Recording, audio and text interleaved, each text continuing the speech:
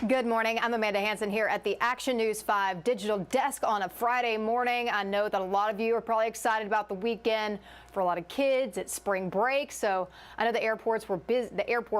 Memphis International was busy today as people are heading out for vacations, getting to enjoy a week off.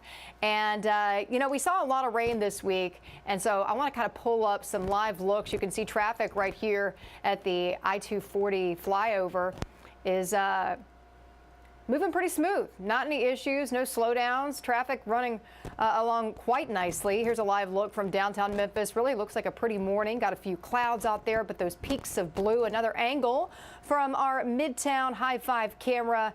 And things are dry out there right now. We are tracking some rain chances as we head into the weekend. So I want to get to meteorologist Brittany Bryant. She's going to help plan out your weekend just so you know how to prepare. Good morning. Happy Friday. That cold front that's been bringing us rain for the past few days has finally pushed south of here. So we have some dry air moving in. We're starting off the morning with some clouds, but you'll get more and more sunshine by noon today. We're partly cloudy, mostly sunny at 3 o'clock. And once we get some sunshine, that will help bring us out of the 40s and into the 50s by 3 o'clock today. We'll start seeing temperatures drop down to the upper 40s again by 7 o'clock tonight. And you'll also notice more clouds rolling in late this evening. But at least this afternoon, we'll get some sun. Overnight tonight, though, partly to mostly cloudy with a low temperature in Memphis around 40 degrees. If you're in spots like Germantown or Collierville or even Arlington, you'll likely end up around 38 degrees tonight. 36 in Covington and Ripley, 35 in Alamo, mid-30s in Bolivar, upper 30s from Senatobia into Tunica, 37 in Olive Branch and in Ripley and Mississippi tonight, and then 38 degrees in Forest City and 38 in Marion as well. We'll start off tomorrow morning in the 30s, but then by the afternoon up to around 60 degrees, also close to 60 on Sunday, and you'll have that chance for rain back over the weekend, unfortunately. So we're only going to dry out for today before rain pushes back in tomorrow. Late Saturday night into early Sunday morning, there'll be a line of thunderstorms that pushes through here. Chances for severe weather really low, a 1 out of 5, but there's still that potential for us to see some strong winds, some small hail. You'll definitely hear some noisy thunder and get some lightning late in the night too. So let's look at timing. First alert featurecast here. This is 9 a.m. on Saturday.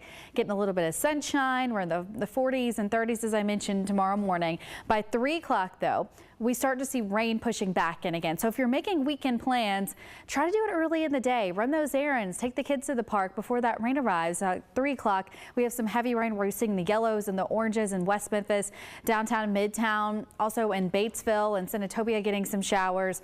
And then rains on and off throughout the rest of the evening. So you may see some breaks in the rain between 4 and 7 o'clock, but by 8, the rain's back. You get rain continuing, as I mentioned, through late Saturday night. Right around midnight is when we'll see the heaviest rain. Those reds indicating just how much, how it will be raining really hard, pouring there.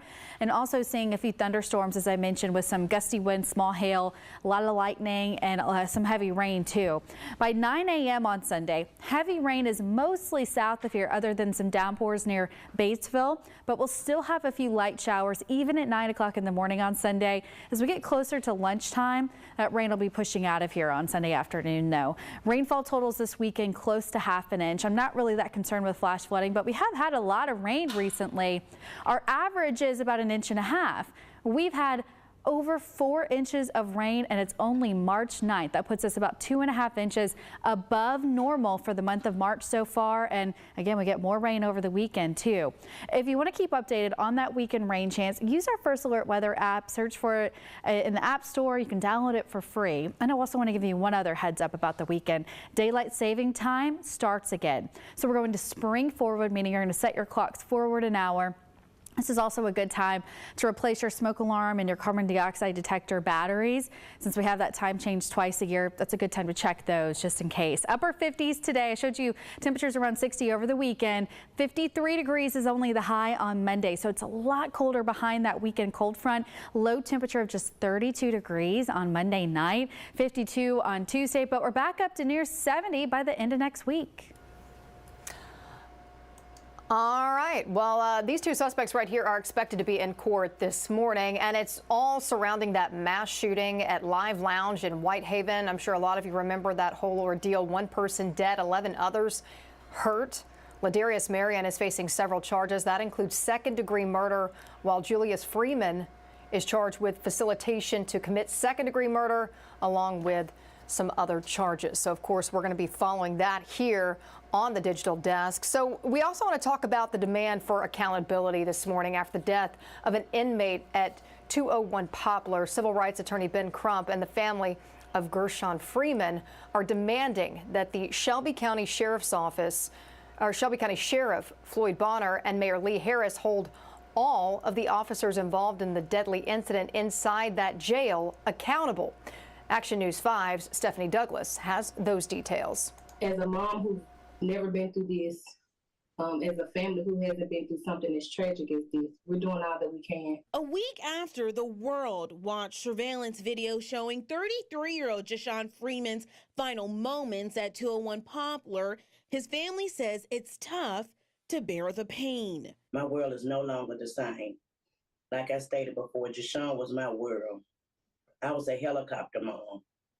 Even with him being 33 years old, he was a mama's boy.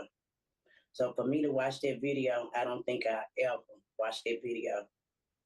I remember him being born, but I don't want to see him die. Nicole Freeman, Gershon's wife, says the loss has also been hard on their 10-year-old daughter. Just the other night, she sent me pictures of her father when she was younger and up to now. I want her to continue to remember those things and just know that we are fighting for justice. People are outraged at this shocking conduct by the guards who were supposed to protect Gershon Freeman. The family, along with National Civil Rights Attorney Ben Crump, requested the DOJ's Civil Rights Department to open an investigation into Freeman's death. Crump also believes pressure should be put on Sheriff Floyd Bonner and Mayor Lee Harris to follow the example set after the death of Tyree Nichols. But we have video just as horrific of killing at the hands of law enforcement as Tyree Nichols, but those officers have been able to go along with their lives as if Gershon's life didn't matter. And that was Stephanie Douglas reporting there. Attorney Crump says that they spoke with Nashville DA Glenn Funk, who is prosecuting Freeman's case, and he is confident that the case will be handled equally and also fairly. An 18-year-old from West Memphis who was last seen Sunday night has been found dead in a remote area of the Holly Springs National Forest in Mississippi. Fredarius Wilson was last seen in West Memphis, Arkansas. Investigators were able to ping his location to the southern part of the National Forest of Yalobusha County. After searching for hours, his body was found Wednesday near County Road 243. Wilson's death is now being investigated as a homicide. The Tennessee Department of Children's Services employee, an employee with them, was arrested and charged with solicitation of a minor following an undercover operation. So the Bolivar County, Tennessee Department says that 50-year-old Christopher Baker left a note on an underage girl's vehicle on Tuesday. That note asked the teen to meet him in an undisclosed location. So we have some new details this morning on a controversy that's brewing surrounding social media comments made by Tennessee Lieutenant Governor Randy McNally. McNally, who consistently supported legislation some deemed hateful to the LGBTQ community, now his social media comments to at least one member of the LGBTQ community is coming to light. And Action News 5's Walter Murphy has more about it. Tennessee Lieutenant Governor Randy McNally in hot water tonight over questionable social media material that recently surfaced. Here, the Lieutenant Governor is using 3 heart and 3 flame emojis in a comment on a photo of 20-year-old East Tennessee native Franklin McClure. You know, who doesn't want attention? It feels so good to be noticed. McClure, who goes by Franklin Superstar on Instagram, says the Lieutenant Governor started communicating with him 3 years ago when he was 17 years old. McClure was clear that it was nothing more than an occasional compliment on a photo or a direct message. If he can be kind to a 20-year-old guy posting his butt, he can be kind enough to not help pass a bill that hurts anyone like me. I'm not against those individuals, and I just, try to encourage and support individuals that I know. But McClure says the support didn't stop at compliments on Instagram. I just knew that it was a cool opportunity that I had that the lieutenant governor was commenting on my stuff. So I was just asking if there was like any open positions to help him in the office of any kind. A job in Tennessee state government that McClure says he knew he wasn't qualified for, but one McNally seemed excited about. He was very willing to help me out, which, you know, that was a nice, I was like, okay, thank you. We reached out to Lieutenant Governor McNally's office for a comment, and they didn't immediately get back to us. In Memphis, I'm Walter Murphy, Action News 5. All right, well, McNally's office did respond to Walter when he initially reached out last night saying of McNally's comments, quote, does not always use the proper emoji at the proper time, maybe not, but he enjoys interacting with Tennesseans of all religions, backgrounds, and orientations on social media. He has no intention of stopping that.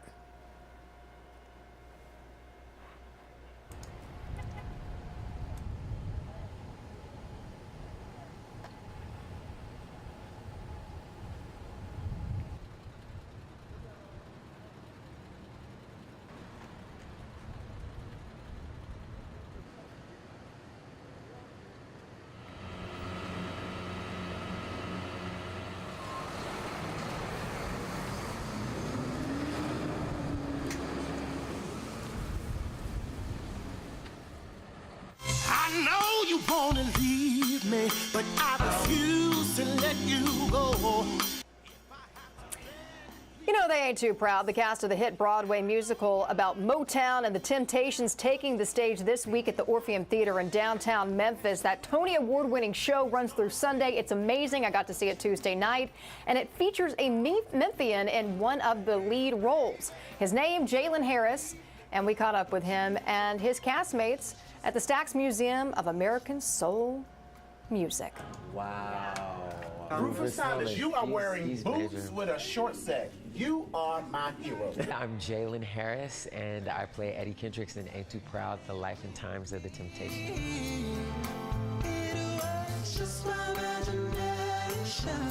Soul Train is on, y'all. I'm gonna get that camera. I think that's what makes it so special, and the link between Memphis and Detroit with like Stax and Motown is really remarkable to see as well. And playing a Temptation that is from Detroit, but I myself am from Memphis, Tennessee, you know, that really is, I'm sort of like getting to live the best of both worlds. Yeah,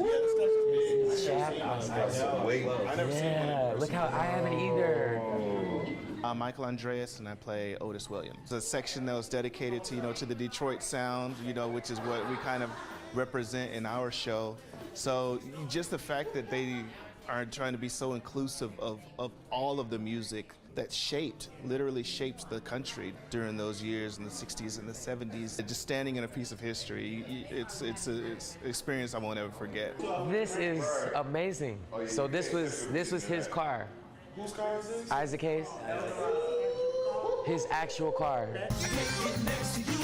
I'm really excited to, just bring this incredible show to our city at this particular time. And last night really showed us that this is exactly what we need in Memphis right now. So I'm so honored to be a part of that. And like I said, that show was awesome. The music awesome, and there was a great storyline that went along with it. Now you can catch Ain't Too Proud, The Life and Times of the Temptations now at the Orpheum Theater through March 12th. There's going to be 2 shows on Saturday, 2 on Sunday. So it's worth going to see if you can make it out there. Tickets are available through Ticketmaster and also the Orpheum Theater box office. So this morning, we want to salute the people, places, and things that make us proud to live here in the Mid-South and call it home. So we're showcasing one of the South's largest Black-led performing arts organizations located right here in Memphis. I'm sure you've passed it if you drive down Sam Cooper Boulevard. We're talking about the Collage Dance Collection, one of the few professional ballet companies in the world with a roster of dancers who are Black or people of color. And in honor of Women's History Month, we're wanting to highlight and introduce you to some of the women there who are the forefront of inspiring and also growing diversity in dance and ballet. This is a great piece put together by our very own Kim Clark. Take a quicker and a point.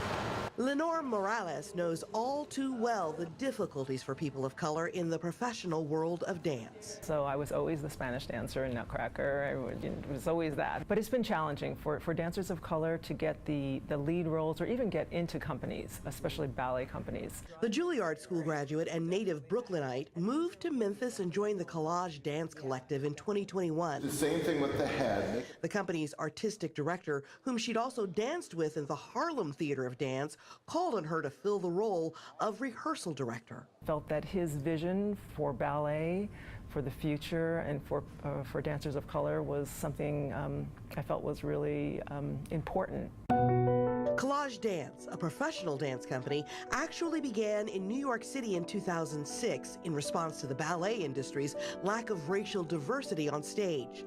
The professional dance company moved to Memphis about a year later to fulfill its mission of extending the reach of outstanding classical ballet training, changing the landscape of dance in the American South in the process. It's an organization that's giving dancers of color the opportunity to be seen in a different light.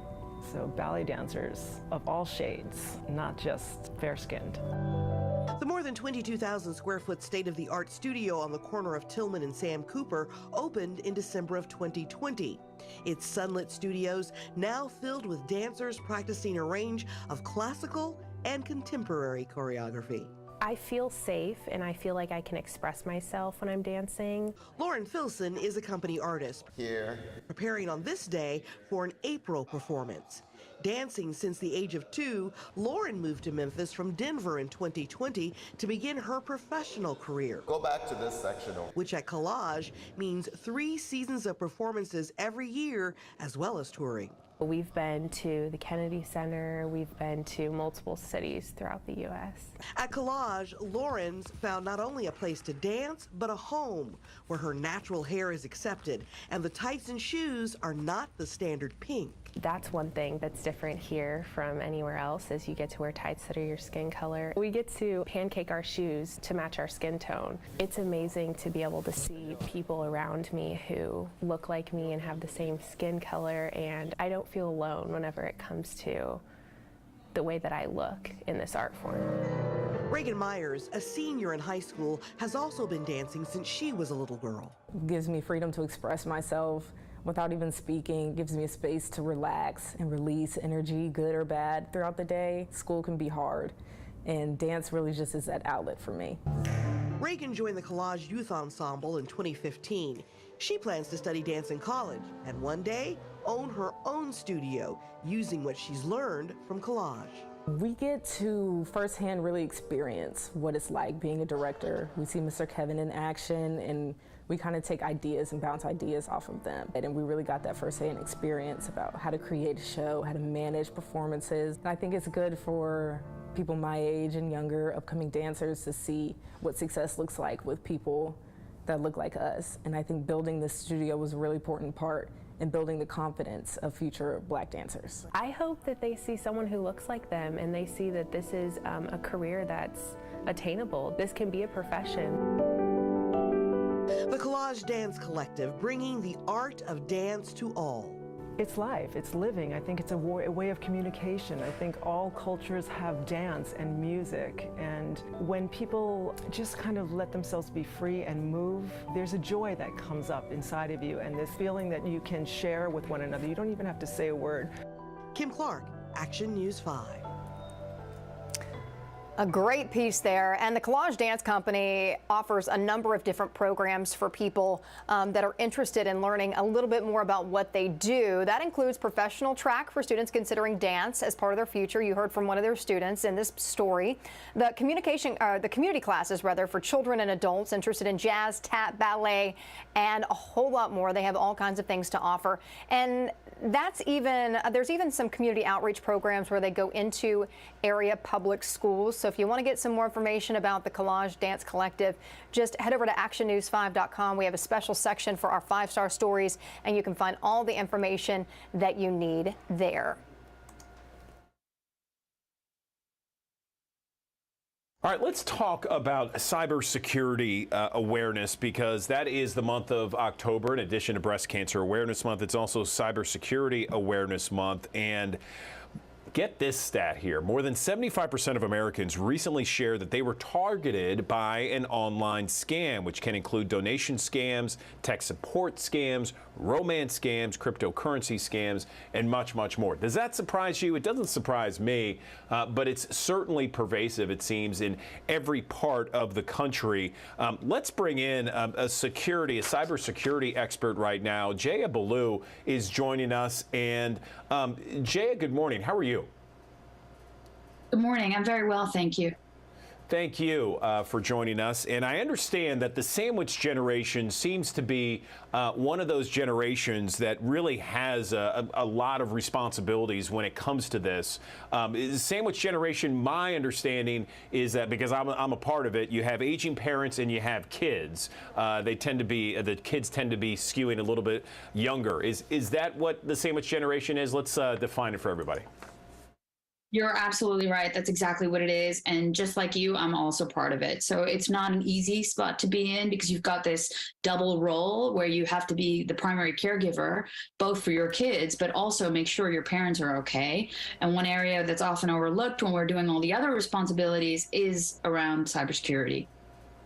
Yeah, one of the most frustrating things for me, especially when my father-in-law lived with us, was that how many phone calls he got from the constant people that, may sound nice over the phone, may sound trusting over the phone, but it was a bunch of garbage, and it's just so frustrating. So what's the best advice for not only managing what older Americans have to deal with when it comes to scams, but also our children too?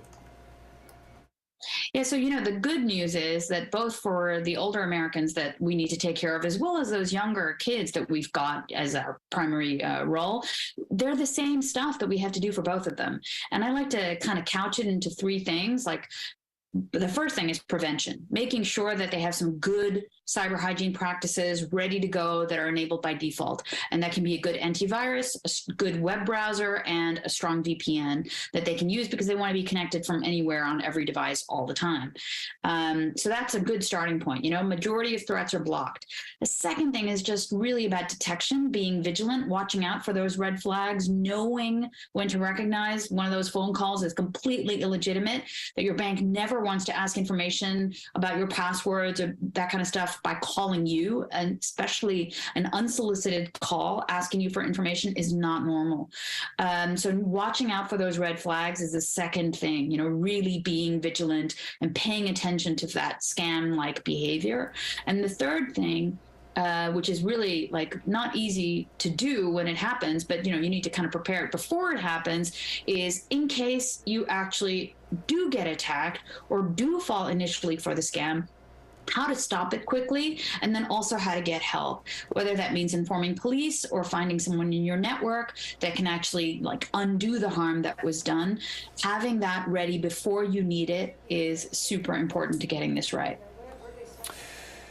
What about for younger children? By the way, I love that response. That was excellent. Cyber hygiene. That's a term that I want to develop there and just kind of use from now on. And VPN. I feel like VPNs are just so underrated right now. They need to be more prevalent. What about for younger children out there? Because the older Americans, that seems to be, it gets a lot of press about ways to protect older Americans, but sometimes our children are left vulnerable on screens and devices. What are some good practices for some of the parents out there? So I'm a mom of 3, and I've got to tell you that in some cases, I find my kids way more savvy, even though I was hacking from the age of 9 and I feel like I really know what the internet is. I find them super savvy on some of these social media platforms, and they've already figured out, how to have hacks for games. They're doing all this stuff. And I feel like the best way to educate them is not to prohibit them from doing something. And especially as parents who may be less tech savvy than their kids these days, the best thing to do is to have that conversation about what is safe, what is acceptable, how to spot something that, is is doing something that's actually evil. And also, like, we need to worry more about our kids about things like cyberbullying. You know, are they actually having a good time on some of these social media platforms that they're on? Or when they're exchanging information while they're playing Fortnite or whatever, you know, that information is not something that's actually confidential. When they're being requested to send images, how they actually protect their profiles on any of these platforms, you know, just making sure it's invite only, and that the photos that my daughter, for example, is uploading, that they're not just being spread out. You know, I'm trying to take the role of not saying no, because I don't want to find them circumventing my advice, but finding a way to actually have a dialogue and like really talk to them and engage and let them understand what the threat is so they make the best decisions they possibly can. I know you mentioned a little bit about this earlier, but for viewers out there that want to is secure their household as much as possible, you know, virus protection software, that sort of thing, passwords, maybe 2 identification verifications, that sort of thing. Give me give me a list of the best preventable ways so that you're not hacked. Okay, so I mean, we started out with those 3. I love this, by the way. I could do this all day. But we started out with those 3 of a good antivirus. And again, it doesn't matter to me which one you have, as long as it's a solid antivirus. And you can go out there and look at AV comparatives or any of the other sites to figure out which one fits your price range and your purpose best. Start there. The second one is really, when you go online, a good secure browser. Third one is a VPN for all of your devices, so that when you're using the internet from other Wi-Fi points, that you're still safe. And then, like what you mentioned, a lot of platforms that we engage with online already have 2-factor authentication enabled. We as users, though, need to turn it on. There's some user involvement in order to be able to use that benefit that's already there. So I urge everybody on the platforms that you use, whether it's Instagram or Facebook or whatever it is, WhatsApp, etc., Signal, turn on that 2-factor authentication mechanism that's there. If you don't know how to do it, Google that for the platform that you're using. You'll find an easy set of instructions. The other thing about passwords, now, I have to tell you, this is a drama, and it's always been the worst thing ever. People do not like complex passwords because they don't remember them, so they wind up writing it on a sticky note or losing it or whatever. So the best thing is to have a unique password for everything you're using, and then to manage that with a password manager. So the easiest way to do that unique password for every site and then having it slightly complex is to let it go into a password manager, and there's a bunch of good ones out there. Pick one. Make sure you use it, you know, consistently, use it across your different devices, and already that will make a huge amount of difference. There's also like small things that I like to point out, which is really when you are getting links in emails, just don't arbitrarily click. Try to find out where that link is taking you, and then you can better click that by yourself by typing it in, if that's a valid and legitimate email. Try to have, for sensitive information, an offline channel, like a phone call that you can make to verify that that's legitimate requests that you're actually getting. I know you got to wrap up a little bit here, Jaya, but what about social media with our youngsters out there? They're on it a lot. What are best practices for social media? Well, again, like my thing that I do with my kids is to just agree on a certain amount of screen time to monitor usage. And one of the things that I did with my son very early on is that we actually read the terms and conditions of the platform that he was using.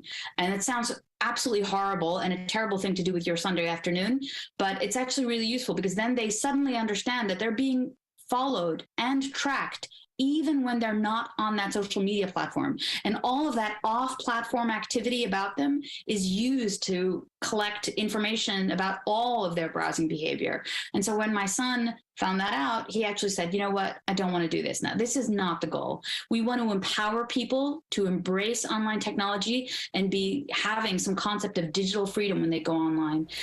But again, it begins with the dialogue. Just start the conversation. I think that's a great thing to do in this month of cybersecurity awareness. What a novel concept, reading the terms and conditions. I love it. Is there anything else we can go to for more information? Some of the things that you've said, it's been fantastic. Where can our viewers get that information online? Well, just start at the Avast.com sandwich generation site. So www.avast.com sandwich generation. And we have a bunch of resources there. There's an online quiz to test your awareness, stuff that you can print out and share with your parents. Just start there. I think a good starting point is, already means you're doing a lot of good effort for the future. Well, Jaya Ballou is the Avast Chief Information Security Officer, and great tips, great conversation. Thanks so very much. We appreciate it. Thank you so much for having me. Today, people living with HIV can expect to live as long as the general population thanks to the discovery and development of effective treatments. Right now on the digital desk, we are joined by Dr. Harmony Garges, Chief Medical Officer at ViiV Healthcare. Doctor, good morning. How are you? Good morning. I'm doing well. Thank you for having me.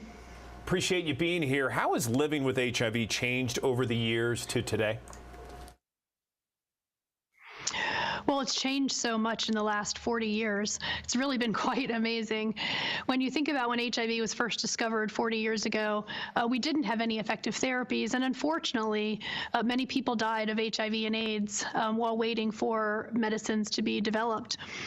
Then we did develop medicines to treat the virus, but the older regimens were complicated. Multiple pills, multiple times a day, difficult to tolerate, and it was really challenging for people to adhere to those regimens. Fast forward to today, and thankfully now we have simplified regimens that are much better tolerated. So we've really made huge advances in HIV treatment to the point that people now should be living long and fulfilling lives with their HIV. The one area, though, that has not changed as much as we would like is in the area of stigma and discrimination. So despite the advances we've made in therapy, unfortunately, many people living with HIV still face stigma and discrimination, and this provides a real barrier to them getting the care that they need. Let's talk about treatment and how it's progressed, and where do you think it's going next? Sure. So HIV treatment has changed dramatically. In the early days, people would have to take whole cocktails of pills to treat their virus, sometimes 20 pills in one day. And again, they had really undesirable side effects. So as we optimize therapy, we've now moved to where most people can take one pill once a day. And now we even have long-acting regimens on the market where people can take injectable medications every 2 months to treat their HIV. So we've made huge progress, but our work is not finished, and we're continuing to look for new medicines to deliver to people living with HIV, and especially focused on that long-acting therapy area, trying to develop medicines that will go even longer between dosing intervals. Dr. Garges, I know that there's this conference, the CROI conference, a medical meeting that really brings together scientists and doctors from around the world to share the latest advances in technology when it comes to HIV. What came out of the latest conference? Can you tell us? Absolutely. CROI is an incredible conference, one of the premier HIV conferences we have every year. And at ViiV Healthcare, it's such a privilege to be part of that conference that really is focused on advances in both HIV treatment and HIV prevention. I'd like to share with you positive findings from one of our studies that we presented at CROI that really looked at people on a commonly prescribed oral daily pill known as Biktarvy versus going on to our long-acting regimen known as Cabenuva, which is again administered every 2 months. And there were 3 really important takeaways from this study that compared these 2 regimens. First, we demonstrated that the long-acting regimen was just as effective as having to take a daily oral pill with a similar safety profile other than injection site reactions occurring with the long-acting therapy. But interestingly, what we also showed was people who entered the trial on this oral daily medication, nearly half of them reported a psychological burden with having to take that pill every day, that daily reminder of their HIV. And then when they moved to the long-acting injectable, their treatment satisfaction improved, and 90% of them said they preferred the long-acting option. So to me, this just reinforces the need for different options, different therapies, and really having an individual conversation between physician and patient about their choices so that the patient and doctor can make the right choices for that individual. Interesting stuff here, Doctor. Where can people go to learn more information?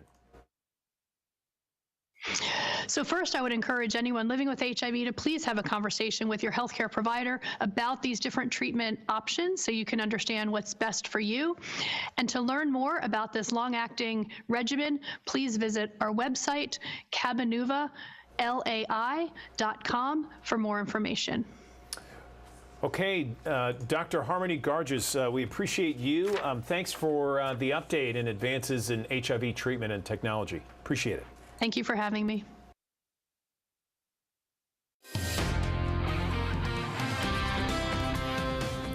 Good morning. Happy Friday. That cold front that's been bringing us rain for the past few days has finally pushed south of here.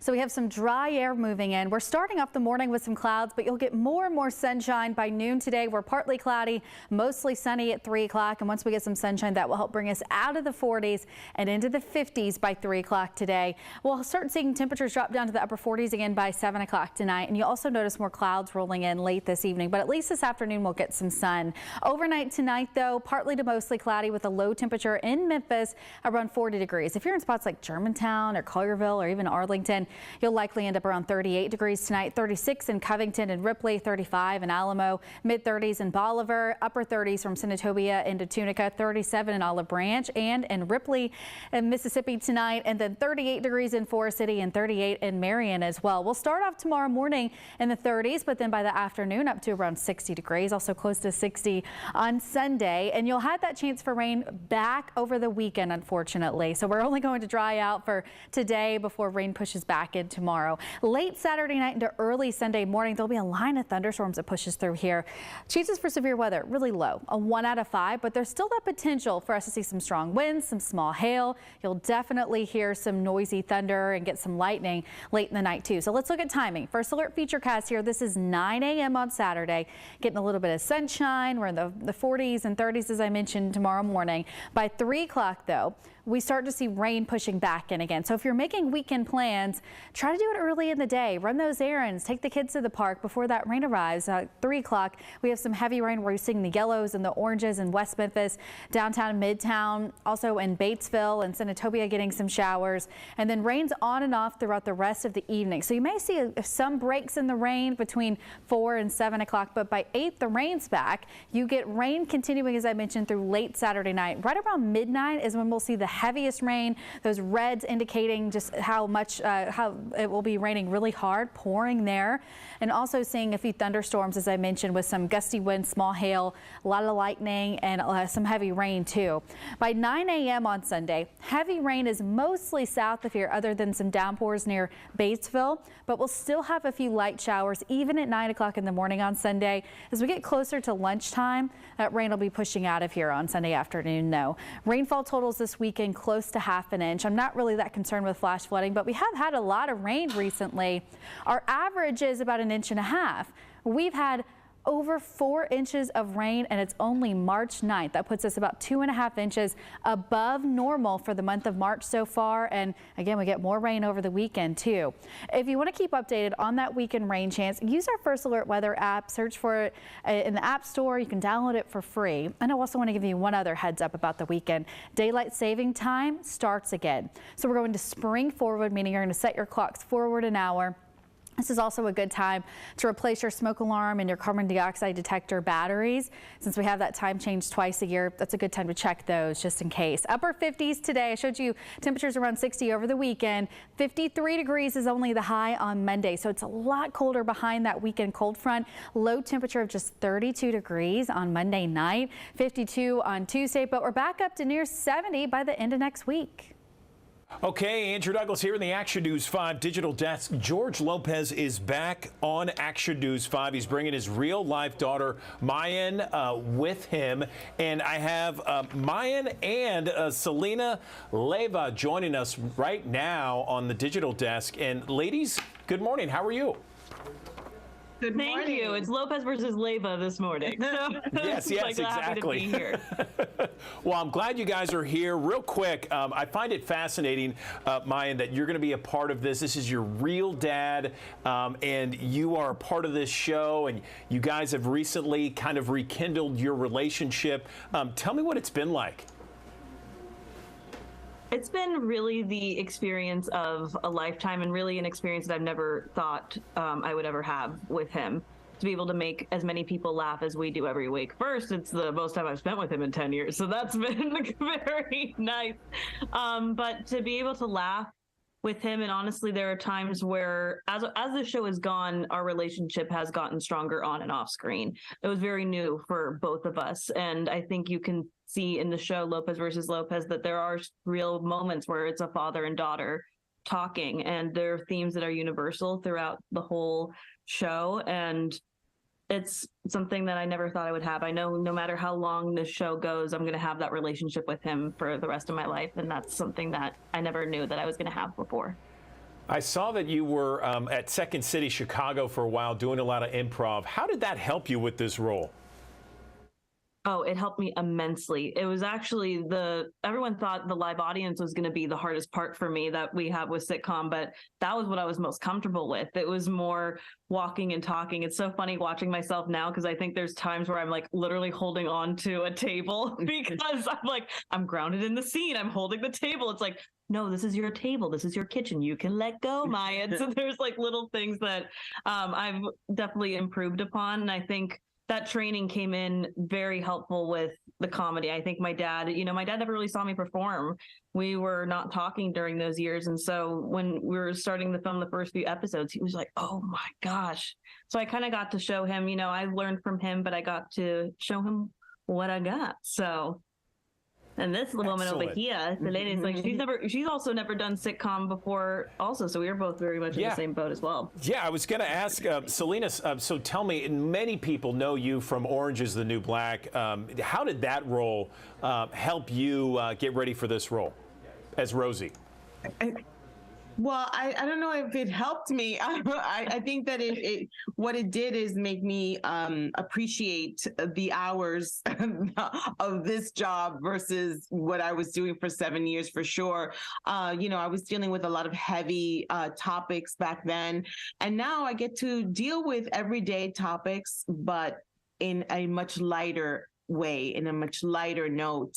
And I am thoroughly enjoying that. I think that we all need laughter in our lives. And, the wonderful gift of this show in the writer's room is that we really get to tackle so many issues, some that are uncomfortable, in the best way by making fun of it or bringing comedy into it. So there's healing, there's comedy, there's, it's a good time. So I definitely am appreciating the change of pace for sure. That's fantastic. Ladies, I know you're super busy. Can you give us just one brief preview that for someone who's never seen the show, what they can expect if they tune in this season? Oh, I mean, we have, there's some moments that have a lot of heart that will make you feel. And there's some moments that you're not going to believe that you're seeing this on screen. It's a middle-class family, and it's relatable to anyone and anywhere, any part of the world. It's about, forgiveness, redemption, it's love, and definitely the funny. Definitely some crazy antics that come around the way. All right, Mayan Lopez, Selena Leyva, I really appreciate your time this morning. Thanks very much. Best of luck to all of you this season and beyond. Appreciate it.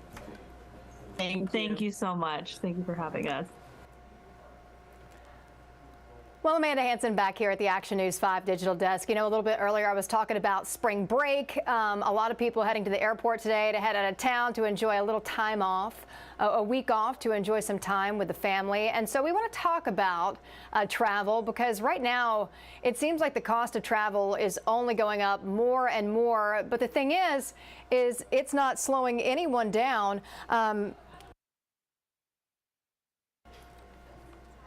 Yeah, but it's not slowing anyone down at all. Joining me now to talk more about it, we are in for a treat today. It is award-winning travel writer and editor Sarah Greaves-Gabidon.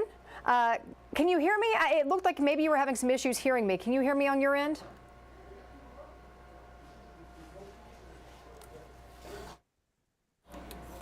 Are you hearing me?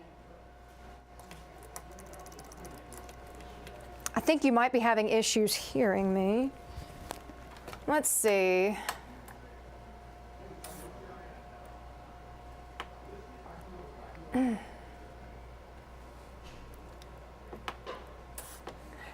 Sarah, can you hear me? Can you hear me now? It looks like she's maybe having some issues hearing me. All right, real quick, let me take a break and go to weather and see if I can figure out what's going on this end.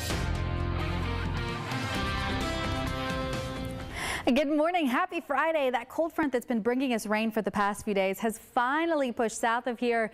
So we have some dry air moving in. We're starting off the morning with some clouds, but you'll get more and more sunshine by noon today. We're partly cloudy, mostly sunny at 3 o'clock. And once we get some sunshine, that will help bring us out of the 40s and into the 50s by 3 o'clock today. We'll start seeing temperatures drop down to the upper 40s again by 7 o'clock tonight. And you'll also notice more clouds rolling in late this evening, but at least this afternoon we'll get some sun. Overnight tonight, though, partly to mostly cloudy with a low temperature in Memphis around 40 degrees. If you're in spots like Germantown or Collierville or even Arlington, you'll likely end up around 38 degrees tonight. 36 in Covington and Ripley, 35 in Alamo, mid-30s in Bolivar, upper 30s from Senatobia into Tunica, 37 in Olive Branch and in Ripley and Mississippi tonight, and then 38 degrees in Forest City and 38 in Marion as well. We'll start off tomorrow morning in the 30s, but then by the afternoon up to around 60 degrees, also close to 60 on Sunday. And you'll have that chance for rain back over the weekend, unfortunately. So we're only going to dry out for today before rain pushes back in tomorrow. Late Saturday night into early Sunday morning, there'll be a line of thunderstorms that pushes through here.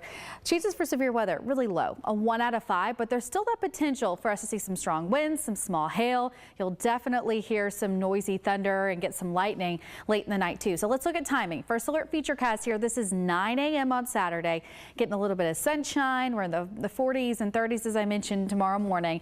By 3 o'clock, though, we start to see rain pushing back in again. So if you're making weekend plans, try to do it early in the day. Run those errands. Take the kids to the park before that rain arrives.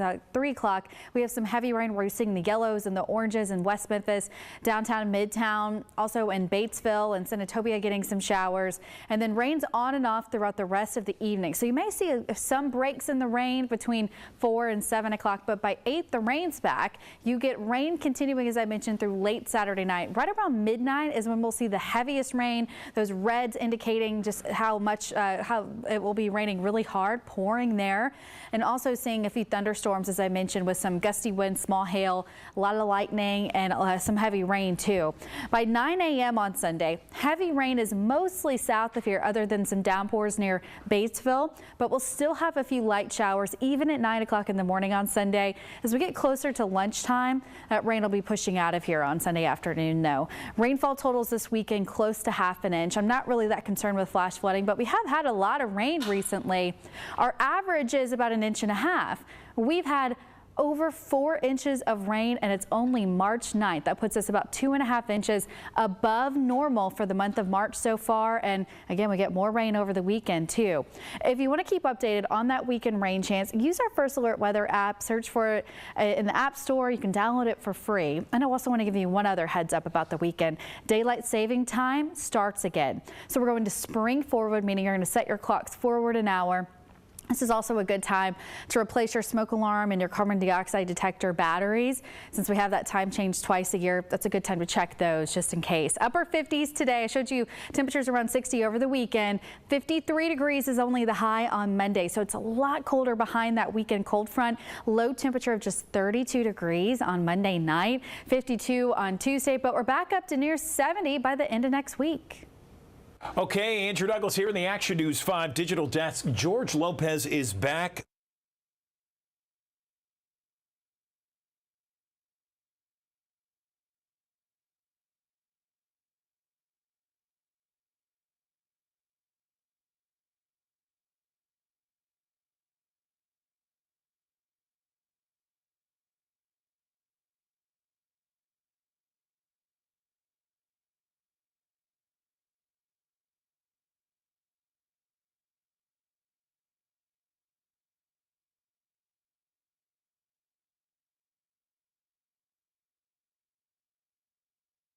Today, people living with HIV can expect to live as long as the general population thanks to the discovery and development of effective treatments. Right now on the digital desk, we are joined by Dr. Harmony Garges, Chief Medical Officer at ViiV Healthcare. Doctor, good morning. How are you? Good morning. I'm doing well. Thank you for having me. Appreciate you being here. How has living with HIV changed over the years to today? Well, it's changed so much in the last 40 years. It's really been quite amazing. When you think about when HIV was first discovered 40 years ago, we didn't have any effective therapies. And unfortunately, many people died of HIV and AIDS while waiting for medicines to be developed. Then we did develop medicines to treat the virus, but the older regimens were complicated. Multiple pills, multiple times a day, difficult to tolerate, and it was really challenging for people to adhere to those regimens. Fast forward to today, and thankfully now we have simplified regimens that are much better tolerated. So we've really made huge advances in HIV treatment to the point that people now should be living long and fulfilling lives with their HIV. The one area, though, that has not changed as much as we would like is in the area of stigma and discrimination. So despite the advances we've made in therapy, unfortunately, many people living with HIV still face stigma and discrimination, and this provides a real barrier to them getting the care that they need. Let's talk about treatment and how it's progressed, and where do you think it's going next? Sure. So HIV treatment has changed dramatically. In the early days, people would have to take whole cocktails of pills to treat their virus, sometimes 20 pills in one day. And again, they had really undesirable side effects. So as we optimize therapy, we've now moved to where most people can take one pill once a day. And now we even have long-acting regimens on the market where people can take injectable medications every 2 months to treat their HIV. So we've made huge progress, but our work is not finished, and we're continuing to look for new medicines to deliver to people living with HIV, and especially focused on that long-acting therapy area, trying to develop medicines that will go even longer between dosing intervals. All right, Amanda Hansen here at the Action News 5 digital desk. As we were talking about a little bit earlier, spring break for a lot of kids, having the week off. We were talking about the airport being crowded this morning. They're expecting 9,000 people to go through the TSA check just today alone. So a lot of people are traveling. But the thing is the cost to travel is not going down. It's only going up more, but it doesn't seem to be keeping people from shying away from hitting the road, going and exploring. And so joining me now to talk more about some of the trends, how the travel season's been going, and even some tips for you is award-winning travel writer and editor, Sarah Greaves-Gabidon. Good morning, Sarah. How you doing? Good morning from Miami. I'm great. How are you? I'm doing great. I'm glad to have you on with us, and I'm glad to be talking with you. You know, it seems like the past couple of years, COVID, there were all kinds of restrictions. People weren't traveling. They were stuck in their house. And now it just seems like people are eager to get out. They want to go explore. They want those life experiences. And so what kind of advice would you give for those when they start making those plans to hit the road and get out and about? You know, everyone wants to get out there, right? We've been locked up for the last couple of years. Now everyone's out at the same time. So there's high prices and there's high demand. So you have to start planning early, start planning now for spring and summer travel. You know, many grandparents spent the early months of the pandemic missing time with their grandkids. They couldn't spend a lot of time with people, and they seemed to be more alone. And so what are different factors to consider when planning a multi-generational group vacation? I know that's something that my family and I have been trying to do ourselves. Yeah, you know, you want everyone to have a good time, whether they're 3 months old or 80 years old, right? So the first thing that you're going to do if you're planning that sort of multi-generational trip is think about your destination and make it a destination where the flight is short, so maybe maximum 5 hours, and definitely a destination where you don't have to connect. Non-stop flights from wherever you live, that's where you want to go. And then when you get to your destination, think about the type of place that you're going to stay in. We are seeing hotel rates go up. We're also seeing villa rentals and vacation rentals. The demand for that is really high. And that's because they're ideal for people who have families. If you're in a vacation rental, you have privacy, but you're able to have the freedom to do what everybody wants to do. And, you know, the kids can get snacks in the middle of the day, no problem that way. If you're going to do a hotel, look for a hotel that caters to all ages. So somewhere that has a spa, somewhere that may have golf, somewhere that has a good toddlers program, that has a great teens program, somewhere that has maybe fine dining for the grandparents have a taste for the good stuff. I mean, you really want to make sure that everybody has the vacation that they want. And real quick, I want to ask, what kind of deals are out there for consumers when it comes to kind of planning these trips? How are ways people can save? What advice would you leave them with? I would say you definitely want to save and think about all the memberships that you already have. So for example, if you're a member of AARP, you can save with Avis up to 30% on rental cars. You can save at ExxonMobil with extra rewards. You can save at Holiday Inn and Days Inn by Wyndham with discounts. Look at those memberships that you have and the rewards programs that you belong to and make them work for you this spring and summer. All right, some great advice. Sarah, I appreciate you taking time to join us today. Is there any place people can go to maybe get some more information about some of the things that we talked about? Absolutely. You can go to aarp.org/save, or you can come to my website, jetsetsarah.com. Well, good stuff. Well, of course, we appreciate you taking time to join us here on the Action News 5 Digital Desk, and you have a great rest of your morning. Have fun traveling. Yes, I will. Thank you so much. Thank you. Well, hey, let's take a live look right now. This is our High 5 camera in Midtown Memphis. It's dry out there right now, but we are expecting some rain chances throughout the weekend. And so we'll be touching in with Brittany Bryant a little bit later on to kind of get the details on what people can expect, when that rain's going to come through, so you can kind of plan your weekend, plan out any other things that you might be wanting to knock out, whether that is outdoor type work, yard work, or things like that. So our Memphis Grizzlies delivered a win last night.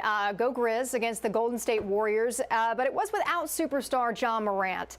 The team is the first of at least this game is the first of at least 4 that Morant is going to miss away from the team.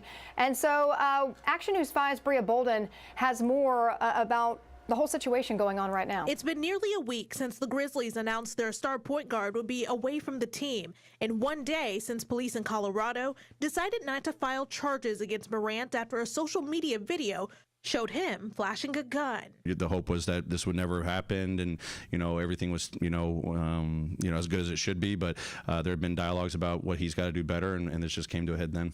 However, his absence felt by fans at FedEx Forum. To be honest, kind of devastating. However, hundreds still showed up cheering on the Beale Street Bears as they played their West Coast rival, the Golden State Warriors. It kind of sucked. He kind of bring that. They still got a good team, but he brings that extra sauce. But hey man, next man up. It's a big game. A big game without some key players due to injury, but a hard-fought battle to win as a team without Morant. Yeah, so we definitely miss him. We love him. We're praying for him, and we hope that he gets everything together in time for playoffs, because we really need him. Head coach Taylor Jenkins did not say when Morant would return to the team, but did say Ja is fully on board with doing what he has to do to make it back. Fans hope that's sooner rather than later.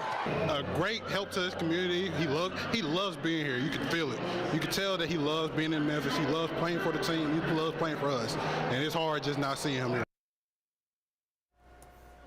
Well, that was Bria Bolden reporting there. The Grizzlies play again this Saturday at home against the Dallas Mavericks, and it'll be the second game, of course, without Ja Morant. So speaking of the Lone Star State, the AAC men's basketball tournament is underway in Texas. We've been following the Tigers playing this evening. They're going to be playing against the University of Central Florida. And Action News 5 sports director Doc Holliday is there, and he's covering all angles. Well, you know they say favor ain't fair, and if you're one of those AAC tournament men's teams that start the AAC tournament here at Dickies Arena in Fort Worth, Texas, you get some favor. The Memphis Tigers men's basketball team getting some favor. They get some favor because they went through the regular season and ended the regular season as the 2 seed, which means they didn't have to play when the tournament actually got started yesterday. On Thursday, the Tigers play today, and when they do, head coach Penny Hardaway hoping Dickies Arena here in Fort Worth, Texas looks a lot like FedEx Forum in Big Memphis. My expectations are to see a bunch of blue in the building, and that's what we've seen every year. You know, the last 3 years we've gone there, especially the last 2, we've had as much of a crowd as Houston, which is, amazing. And obviously SMU didn't really bring a huge crowd, but Memphis and Houston really represented the crowd at the AAC tournament, and I'm looking for that because that's carried us through. To have that run going and then to hear the crowd, it's like a home game, and it's been a home game for us. So I encourage the fans to come to Dallas Friday, Saturday, and Sunday. The Tigers taking the court tonight against Central Florida in the quarterfinals of the AAC tournament. During the regular season, the Tigers had some problems with the Knights. The Knights beat the Tigers in double overtime. Then the Tigers beat the Knights at FedEx Forum on a last-second layup by Demarie Franklin when he and Jonathan Lawson hooked up for a big steal. We're going to see if they can hook up for a big steal tonight. So hoping the Tigers can steal a win and move on to the semifinals. At Dickies Arena in Fort Worth, Texas, Doc Holliday, Action News 5. Doc Holliday getting it done there, and Sunday is Selection Sunday for the NCAA March Madness tournament. A lot of excitement. I'm ready to start putting my bracket together. The men's NCAA bracket and field will be revealed during the selection show at 5 p.m. on Sunday. The women's team will be announced at 7, and you can watch the selection show stream on NCAA March Madness live.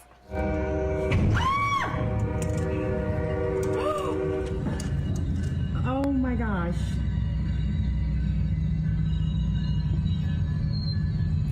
Yeah, scary stuff here. Caught on camera, the dramatic moment when a Burlington Northern Santa Fe train smacked into a truck. Yeah, on the tracks. This was in Marion, Arkansas, and got pushed along the tracks. You see it there. This happening around 11:30 yesterday morning on Jackson Street. Marion police say that the semi was trying to cross the tracks when the trailer got stuck. Police say the driver was able to notify police and railroad authorities, unhook the cargo, and move the cab to safety. But gosh, crazy stuff there. And of course, it caused a lot of delays for people who travel through that area. So a consumer alert this morning for MLGW customers. Company officials say that several customers have recently used a third-party online service to pay their bills. The service is called Dexo.com. The site charged those customers extra fees and delayed payments, reaching MLGW. So MLGW officials say that Docs.com may use the utility's logo, but it is not an authorized vendor. Officials recommend consumers and customers to make direct payment to MLGW. You can find that link at actionnews5.com. We want to make sure that you get the right link to be able to pay your bill and not cause you any other problems like fees or delays in getting your bill to MLGW. So asking men and women of God to spread the word, Regional One Hospital needs a massive makeover, and it's going to cost us. Shelby County Mayor Lee Harris enlisted the help of the faith community to explain his pricey plan to renovate the Mid-South's only Level 1 trauma center. And Action News 5's Joyce Peterson has more. Behind the glass, a meeting the media was not allowed to attend Thursday. Shelby County Mayor Lee Harris asking church leaders to help sell his one campus plan to the community, a sweeping modernization of Regional One Health Hospital with a daunting price tag. What we're hopeful is that the County Commission will give us the go-ahead to continue the planning process and identify new revenue to the tune of $350 million. The county commissioners have to be convinced that new sources of income will be used to fund the Region 1 campus or the Region 1 hospital that's so desperately needed. Proposed sources of new revenue include hiking fees, raising property taxes, or doubling the wheel tax from $50 to $100. 74% of respondents to a Twitter poll said no thank you to a higher wheel tax. Stacey Montero tweeting, since ROH is a regionally used facility, Tennesseans shouldn't be the only ones bearing that burden. When asked about his dialogue with Arkansas Governor Sarah Huckabee Sanders, obviously our odds are long. She has not identified as a priority investing in the city of Memphis, another state. And what about Mississippi Governor Tate Reeves? While we want to hope that he might invest in the city of Memphis, we think it's unlikely that the governor of Mississippi will decide to invest in Memphis when he has not invested in the city of Jackson. And for taxpayers who wondered how Memphis Mayor Jim Strickland secured $350 million in state funding to renovate sports arenas before the state contributed to rebuilding Regional One, it's all in the timing, says State Senator London Lamar. They just presented us the idea this year versus the stadium acts. Those were acts that were put in about 2 years ago that were promised and completed this past year. Mayor Harris is expected to ask state leaders for one campus funding in 2024. And I'll be fighting for that for as long as I'm in this office. And that was Joyce Peterson reporting there. At the same time, Mayor Harris is also fighting for another $100 million in revenue, $80 million for the new Frazier High School, and $24 million for the 6 suburb school districts. So something we're following here as well. Memphis police investigating a string of crimes targeting the city's Hispanic community, and the suspects and vehicle that they're looking for were caught on camera. You just saw the vehicle here. Police say between February 26th and March 2nd, several Hispanic residents were robbed by suspects in a black Infiniti QX50. This is a look. The back window of the passenger side was taped up. Police say the suspects are actually driving around looking for Hispanic people to target. Police say they're looking for 3 to 4 suspects. The driver of the car is possibly a woman. We have some new details this morning. A third person has died after that stampede at a rap concert in New York. Police say the crowd at Memphis rapper Glorilla and Finesse 2 Times' show surged amid fears of gunfire. Authorities say there was no gunfire, and the 3 women who died got caught up as the crowd surged towards the exits. Glorilla says that she is just devastated by this whole thing. Okay, now let's talk about spring break, because we are hearing that the Memphis International Airport could be at its busiest this spring break period for the first time in 15 years. That's how busy. 41,000 people are expected to pass through the security checkpoint there. Today is officially kind of the kickoff of spring break, that travel period. And joining us on the Action News 5 digital desk, we got Glenn Thomas with us to talk more about maybe some suggestions, some ways to kind of beat all these big crowds out there. Glenn, how you doing? Good to see you. Good morning, Andrew. Thank you for having me today. Appreciate it. So what is the biggest recommendation you have for people using the airport over the next, week to 10 days? Absolutely. Well, I think the most important thing is get to the airport 2 hours before your scheduled departure time. The worst case scenario is you get there a little bit early, and for passengers who haven't seen the concourse that we opened last year, there's a lot more to do, a lot more to see. Excellent. Okay. And so the busiest times, Glenn, always seem to be in the morning. Is that, in fact, the case during this spring break travel period? That's correct. It's especially important to get to the airport early if you are traveling in the early morning hours. So between 4 and 7 a.m. is really our busiest time. And tomorrow is going to be our busiest day, projected about 9,000 people going through the checkpoint. So definitely, if you're traveling tomorrow morning, get there 2 hours early. So 9,000 people, put that into perspective for me. On a typical day, how many people travel through the checkpoint? It ranges greatly. It could be anywhere from 4,000 to 7,000. But we have these peak periods, busier days than others. Fridays, for example, are generally busy. But of course, with spring break, with school being out and a lot of people taking some vacations, we just have a higher traffic flow. Of course, parking is top of mind for so many people. That economy lot fills up pretty quickly. What are your recommendations for people parking there? Well, the 2 hour early recommendation kind of takes parking into consideration as well. If our parking lots fill up, which they have been during peak days, we will open overflow lots and we will have a shuttle running from those lots. But if you are parking in those overflow lots, it's a good idea to drop off your other passengers first with their luggage and then maybe circle back and then park in that lot and catch the shuttle over. Oh, that's a great idea. What else? So we've talked about parking. We've talked about coming to the airport 2 hours early. What else can we talk about? I think it's always a good idea. Download your airline's app. You get notifications immediately, and your airline's going to have the latest information about scheduling and scheduling changes. Know what you can and can't bring through security. Ongoing issue for us, of course, firearms. You cannot bring them in your carry-on luggage. Check those carry-on bags before you travel. What about the pre-check line? A lot of people think, well, if they have pre-check, then they don't have to be there 2 hours prior. Is that in fact the case? No, it's not the case. I would say that pre-check definitely expedites, your path through the security checkpoint.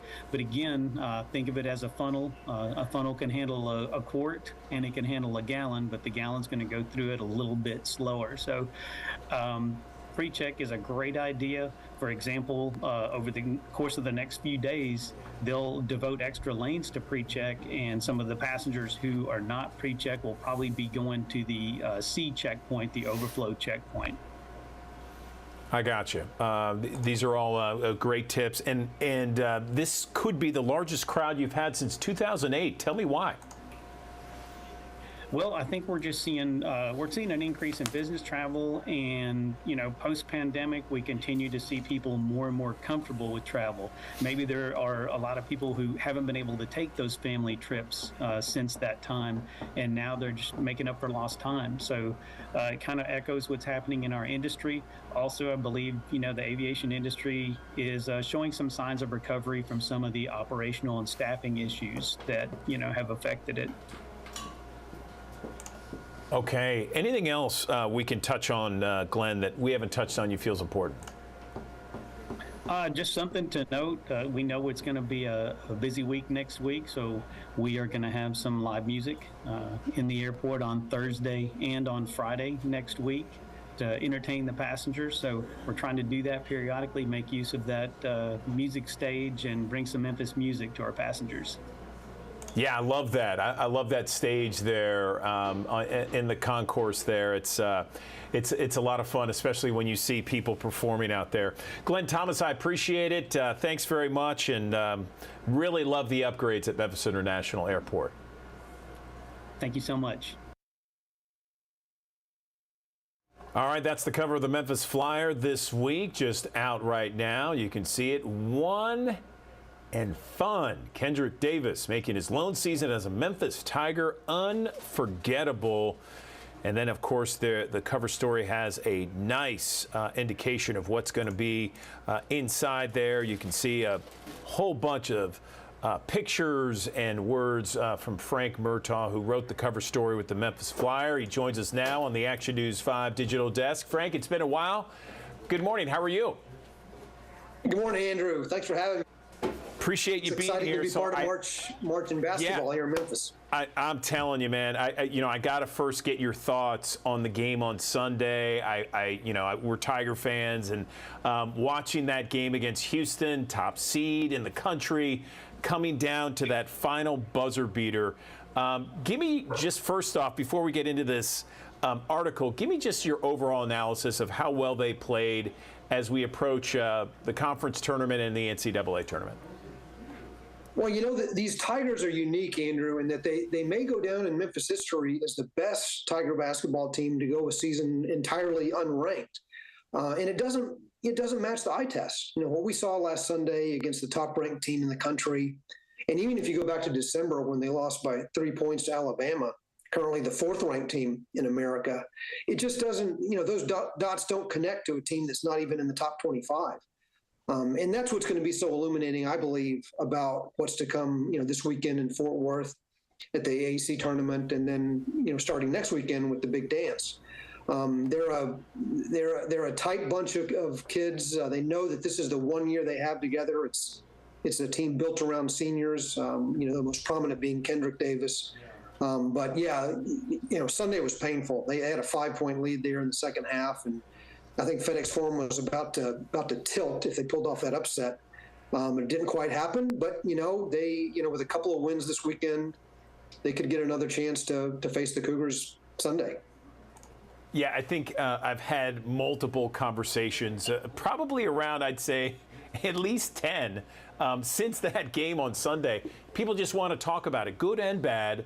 More so good, of course, because they were able to hang. And you bring up a great point between Alabama and Houston, two of the top teams, probably both of them getting #1 seeds in the NCAA tournament. You're talking about Memphis being able to hang with the best of the best this coming season. So is that what we're going to be able to read about in the Memphis Flyer this week? Tell me more about this article. Yeah, absolutely. Kendrick Davis, Andrew, is a one and done, as they call them, unlike any that Memphis Tigers have ever seen. In large part because he's not a freshman like the likes of Jalen Duren, or going back to DeJuan Wagner, just at the turn of the century. Derrick Rose, of course, Tyreek Evans. These were all star freshmen who came here, played a year, moved on to the NBA. Kendrick, on the other hand, most folks know, played 3 years at SMU, and before that TCU, before deciding to come and play his fifth year, his final year of eligibility, for someone he grew up admiring and came to have a deep and profound respect for, and that's Penny Hardaway. So it's the matchup for one season and one season only between Kendrick and Penny, I think, that's going to make this team stand out for Tiger basketball historians for years to come. Kendrick has not played in the NCAA tournament. This is his one and only chance to make a mark, and he feels like he told me he feels like he owes the committee something, because last year SMU had a very good season. They actually finished ahead of Memphis in the AAC standings, but were denied a berth to the NCAA tournament. And he's there's a chip on his shoulder, and I think the chip grew a little bit last Sunday in the loss to Houston. But he feels like the team is built for March. He pointed out to me that a key component to winning NCAA tournament basketball games is having a point guard and a power forward that can make an impact. And if you look at the Memphis roster, Kendrick and then his partner in crime, DeAndre Williams, at the 4, they have those two components in spades. They're both, first team all conference selections. So the pieces are there if they can stay healthy. And, they also have to show up. DeAndre had a less than stellar game Sunday against the Cougars, or it might have been a different result. But if DeAndre Williams and Kendrick Davis show up and the supporting players fill their roles, Memphis fans could have a lot to cheer this month. It's interesting to also kind of see Penny Hardaway's development over the last several years and his X's and O's. Give me your thoughts on Penny's development in that role as the head coach. Yeah, I think Penny has grown to understand that he has to coach to his players, to his roster over the course of a season, as opposed to the other way around, bending players to his vision for what a team should be or how a team should play. And I think he's done that really well this year, particularly, it helps having a transfer like Kendrick Davis come in, who, the conference player of the year last season, and all of a sudden he's wearing your uniform. But Penny has coached to his talent, to the players that he has available. And, there have been significant injuries this year to Alex Lomax, Malcolm Dandridge, another couple of the veterans, longtime players for Penny.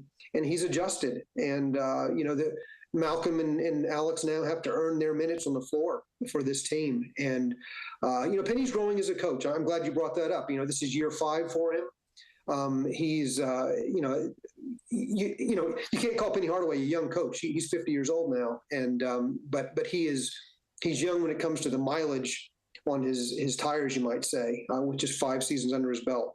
But he also knows that teams are made, the memories are made in March. That's how we'll remember these Tigers, whatever their place in the AAC standings might be.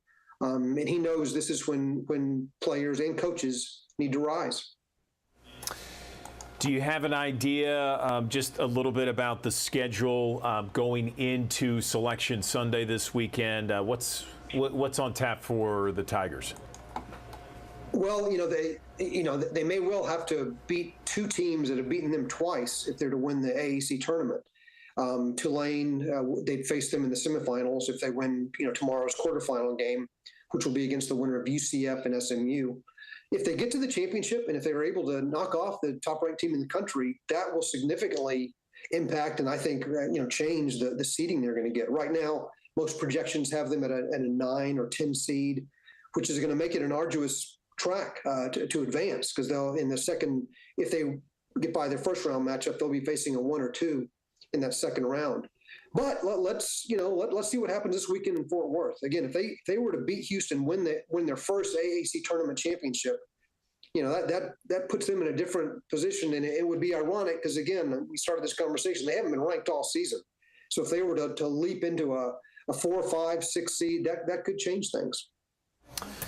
Okay, Frank Murtaugh, he has written the cover story to the Memphis Flyers' latest edition on newsstands right now. One and fun. Kendrick Davis making his lone season as a Memphis Tiger unforgettable. And, of course, you can also read it at memphisflyers.com. Frank Murtaugh, we really appreciate your time, as always. Come on the digital desk more frequently, man. We'd love to talk again. Thanks very much. Thanks for having me, Andrew. I really appreciate it.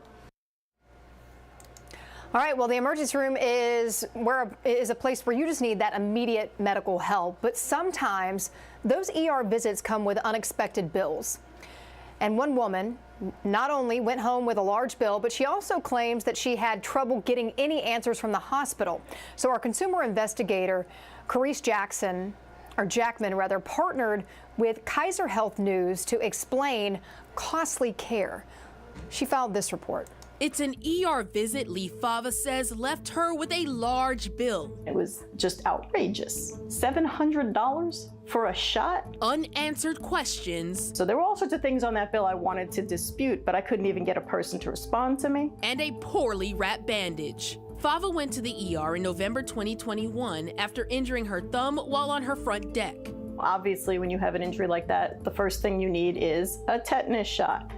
And so among other things that were done as far as ointments and things like that, they did give me a tetanus shot, but they ultimately charged me almost $700 for it. She says there were a few items on her bill that just didn't add up, even though she works in the medical field. I wanted to dispute the tetanus shot because I thought it was outrageous. I wanted to dispute the level 4 emergency room fee because this was not a level 4 injury. This was a level 1. This was basic.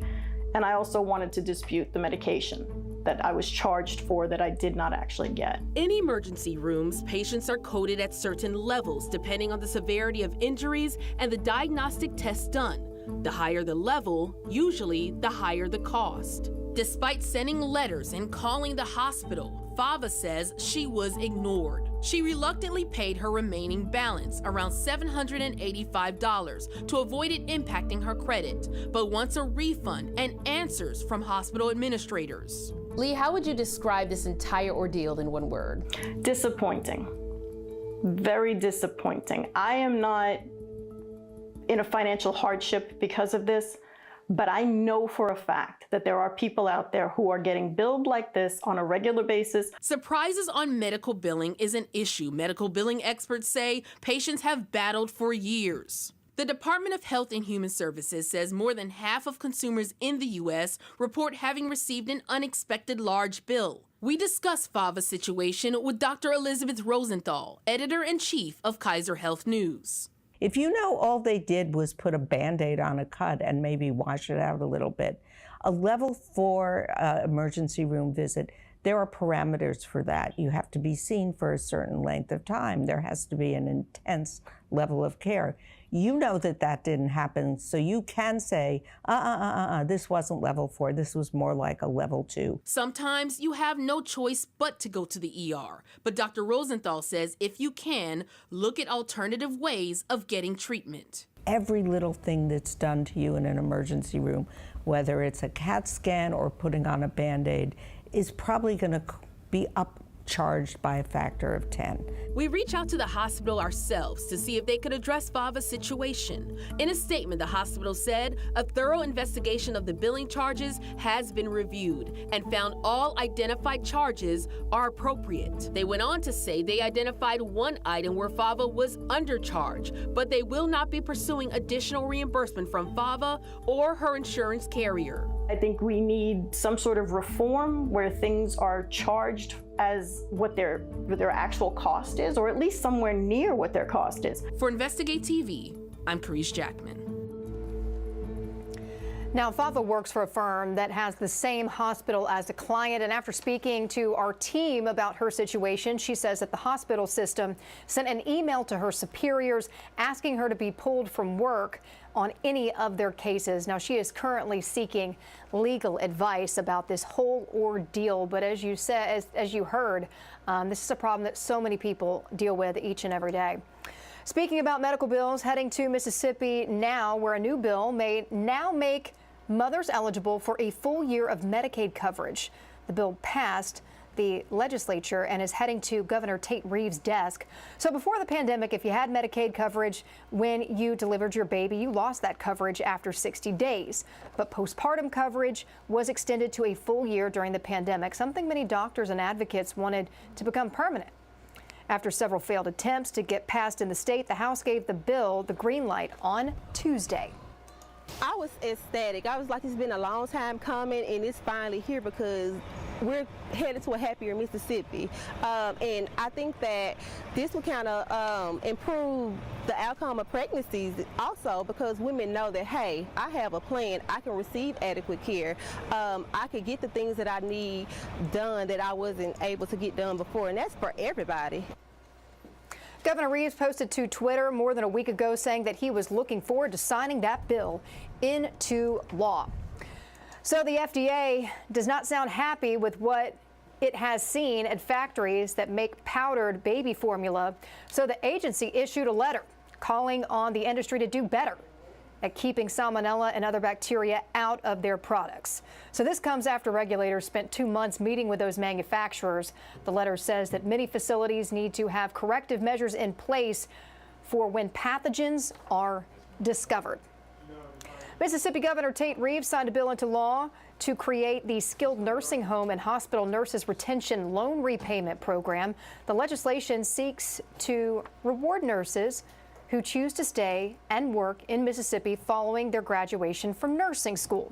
The program will repay the student loans for nurses who choose to stay and work in the Magnolia State.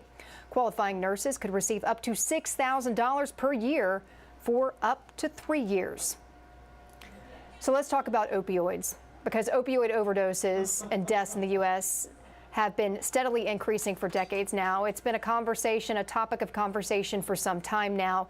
And those who have lost loved ones to overdoses say that more needs to be done to address this issue. So Mike Valero has more about the need to take more action. It's a synthetic opioid intended to help patients manage severe pain, but fentanyl is now driving the drug overdose crisis across the country. Fentanyl overdoses cause the equivalent of a new September 11th every 2 weeks. Provisional data from the CDC revealing more than 2/3 of all overdose deaths are linked to synthetic opioids like fentanyl, leaving almost no community untouched. It hurts every day.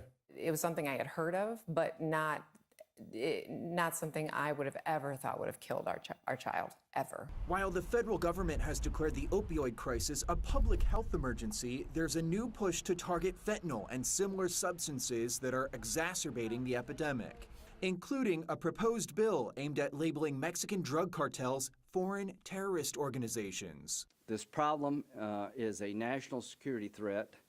Fentanyl is a killer, and the people killing Americans reside out in the open in Mexico. But some who have lost loved ones are taking matters into their own hands. When my son died, I had never heard of fentanyl before. Jaime Puerta lost his son Daniel to fentanyl poisoning in April 2020. He claims Daniel bought a fake pill from a dealer on Snapchat. Through his nonprofit called Void, Victims of Illicit Drugs, Puerta is working to raise awareness and change the conversation. We have to look at it as a poison and not a war on drugs, but a war on fentanyl. In Los Angeles, I'm Mike Valerio.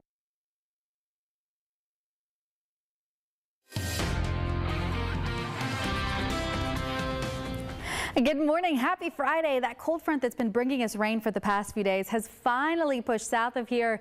So we have some dry air moving in. We're starting off the morning with some clouds, but you'll get more and more sunshine by noon today. We're partly cloudy, mostly sunny at 3 o'clock. And once we get some sunshine, that will help bring us out of the 40s and into the 50s by 3 o'clock today. We'll start seeing temperatures drop down to the upper 40s again by 7 o'clock tonight. And you'll also notice more clouds rolling in late this evening. But at least this afternoon, we'll get some sun. Overnight tonight, though, partly to mostly cloudy with a low temperature in Memphis around 40 degrees. If you're in spots like Germantown or Collierville or even Arlington, you'll likely end up around 38 degrees tonight, 36 in Covington and Ripley, 35 in Alamo, mid-30s in Bolivar, upper 30s from Senatobia into Tunica, 37 in Olive Branch and in Ripley in Mississippi tonight, and then 38 degrees in Forest City and 38 in Marion as well. We'll start off tomorrow morning in the 30s, but then by the afternoon up to around 60 degrees, also close to 60 on Sunday, and you'll have that chance for rain back over the weekend, unfortunately. So we're only going to dry out for today before rain pushes back in tomorrow. Late Saturday night into early Sunday morning, there'll be a line of thunderstorms that pushes through here.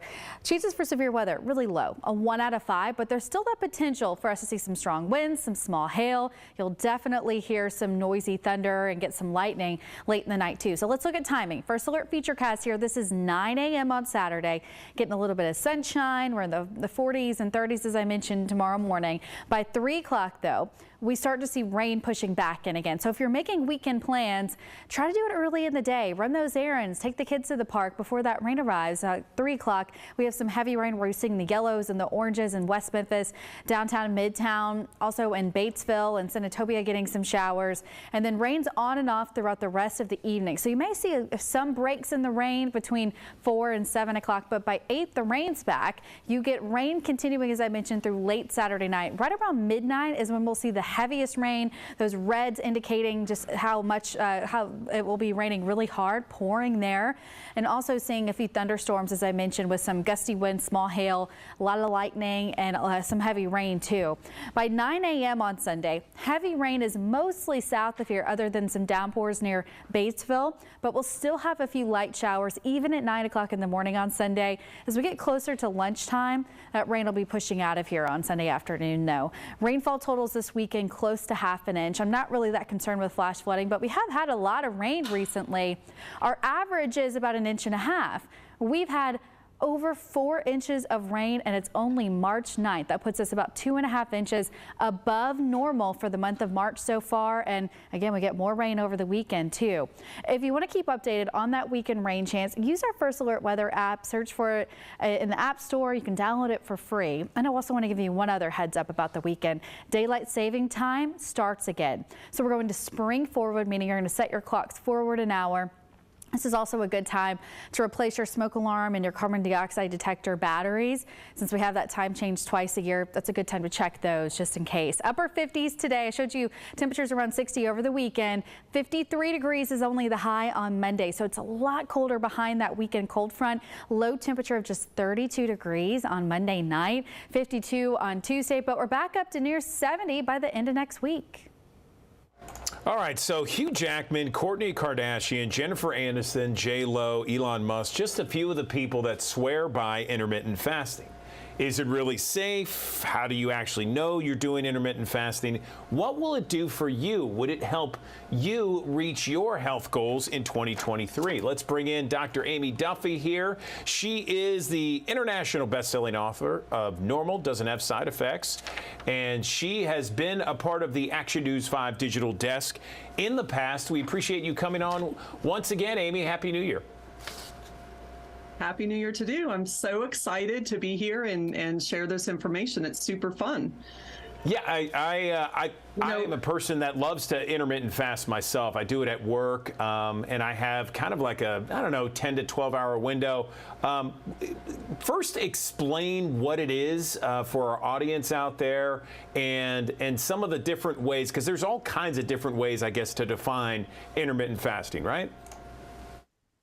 Absolutely. There's a lot of ways. I kind of narrow it down to two different ways when I'm talking to my patients.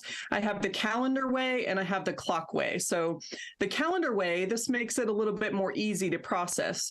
Pick 2 days of the week, make sure they're not 2 days in a row. And on the 2 days that you X out here, you're going to fast those 2 days. On the other days, you can eat like normal. You can also adjust this different weeks throughout the month. So let's say you got a hot date one night, you want to adjust your time or something going on at work. So this way, it's super easy. A little bit more difficult to fast for a whole day. A lot of people start with something more like the clock way. So you're going to pick a time frame, a window, just like you described, where you're eating, and then a window where you're fasting or not eating. So let's imagine that you're going to start eating at noon and you're going to stop eating at 6 p.m. and then you don't resume eating until noon the next day. This makes it super easy because you're focused more on when you're eating and not just what you're eating. So you don't have to count carbs. You don't have to count calories. You want to have a glass of wine? Let's have a glass of wine. How about a beer? Sure, have a beer. Or you can even eat your favorite chocolate. Now, you're going to get better results for weight loss and overall health, cardiovascular, reducing the risk of diabetes, et cetera, if you're going to choose healthier foods, right? So eat your apple, have a salad for that meal. But it really is super simple and easy to follow. I get a lot of questions, Dr. Duffy, is this safe for us to do? And intermittent fasting can be really safe. In fact, we're seeing a lot of data. That's why doctors are loving it, that it really works, not just for weight loss, for actually reducing our risk of disease. So it's very safe, and we're really recommending it to a lot of people. The few people who need to pay attention, if you're diabetic and you're monitoring your blood sugar with either a blood sugar monitor, like when you're checking your blood on your finger, or you have one of those continuous glucose monitors, you want to make sure you talk to your doctor about that. This may be something you need to adjust. Or perhaps you're on medication and that medication needs to be taken with food, then you need to pay attention to the timing there or chat with your doctor about that. Outside of that, intermittent fasting, super safe, really easy to follow, and it works. That's why it's the #1 fad diet in America. Is it really #1? Wow. Okay. I didn't know that. #1 fad diet in America. Gotcha. Let's get into specifics about the best candidates for intermittent fasting. Is there a certain body type? What about age groups? Kids are growing, so we certainly don't want to restrict them. Usually kids are eating more for natural hunger, as opposed to sometimes we just want to eat because we're feeling munchy or something like that. So probably you want to wait until they're older teenagers or adults before they start fasting. But kids will actually naturally fast. They just don't eat when they're not hungry, right? So that's okay, age-wise. As we get older, really, there's no age limit where you would not want to intermittent fast. So that's pretty easy to do. Really, every body type is great. And one of the best things about intermittent fasting, it's not like the keto diet. Keto is okay, and you're going to get results from that, but it's really short-lived. It's hard to live in the keto world for a really long time. But once you start to get used to intermittent fasting, this can be something that you can do for life. So it's really a great thing for anybody who's trying to either maintain their weight or really try to lose weight. If you're going to lose weight, you may want to avoid some of those fun foods that we were talking about, at least in the beginning, until you get to your maintenance weight. But really, that's what's so great about intermittent fasting is it really can be for anyone. Yeah, it is. And it's something that I've enjoyed. I do it usually at work, and I don't generally do it on the weekends. But questions around intermittent fasting, because then some people ask, well, what about someone who doesn't eat all day or goes several days and all they have is, water or coffee or something like that? Is that safe? I always hear that when you do intermittent fasting or when you fast for, let's say, a day or so, it really helps your cells. Is that accurate? Yeah, there's actually studies that show really the magic happens when you're looking at reducing inflammation or regeneration of damaged cells happens when you get into the 18 to 21 hour fast window and beyond that. So, for weight loss purposes, it's really great to start and simple to start with something like an 8-16 or a 16-8 fast. But when you're really trying to correct some dysfunction there or reduce inflammation, you want to get into those longer fasts. And there are some studies where doing a longer, 24-hour, 36-hour fast can really be beneficial, especially like for cancer. We're kind of starving the cancer, if you want to think about it that way. So there's some studies that really look around that. Of course, you want to make sure that you're hydrated. And again, if you're struggling with low blood sugar, things like that, then you just want to pay attention to that. Sometimes there are some foods that are allowed in the fasting. So some of those fasting days, there's some articles that talk about you can eat up to 500 calories and that still would be considered a fast. There are other people who do what they call one meal a day. And basically they're fasting throughout the day and they just have one meal. So it's not even a window of, time 6 hours. It's just one meal a day. Again, the term intermittent fasting is important. So if you go to one meal a day, that's okay, but you may want to adjust that throughout your week in terms of what time that meal is, because if you do that every day for the rest of your life, your body's going to adapt to that. And then it's not really intermittent anymore. So, once you get into it, you may want to start adjusting that time frame a little bit. What does it do for your metabolism? Does it speed it up? Does it slow it down? Do we know? There's kind of this idea that people who are gaining weight or can't lose weight have a slow metabolism. And then people who can, it seems like they just have an unlimited amount of food that they can eat, but they're still skinny, have a fast metabolism. I don't know that that's really real. I mean, there's so many different variables that go into that. So intermittent fasting, I would say probably, whether you want to call it metabolism, but when you're fasting, it actually speeds up your body's ability to get stored fat. So you're not starving yourself. If you go into starvation mode over a long period of time, your body starts looking for energy in the form of your muscle. So it's going to use up muscle, where the ability with intermittent fasting is actually gathering your fat cells. So your metabolism improves in the fact that it's helping you to burn fat instead of burn calories from muscle or your food, basically. So it's really going to help you lose more fat. All right, so if our viewers are interested, we've been talking about this for a few minutes, they're interested, they're like, okay, let me try this out. What would be your recommendation if someone wanted to try out intermittent fasting, Amy? Yeah, that clock way is the easiest way, is just pick a window, between 6 and 8 hours that you're going to eat, and then the window between 16 to 18 hours that you're fasting. The easiest way, just like I described, is to start at noon, end at 6 or 7 p.m. That way you're sleeping through a good, if we're getting the 8 hours of sleep we're supposed to, you're sleeping during most of your fasting. A lot of people aren't starving first thing in the morning. You can have tea, you can have black coffee. You just don't want to consume a lot of calories. Make sure, you're still well hydrated. And then you just start eating again at lunchtime the next day. That is the easiest way to get started.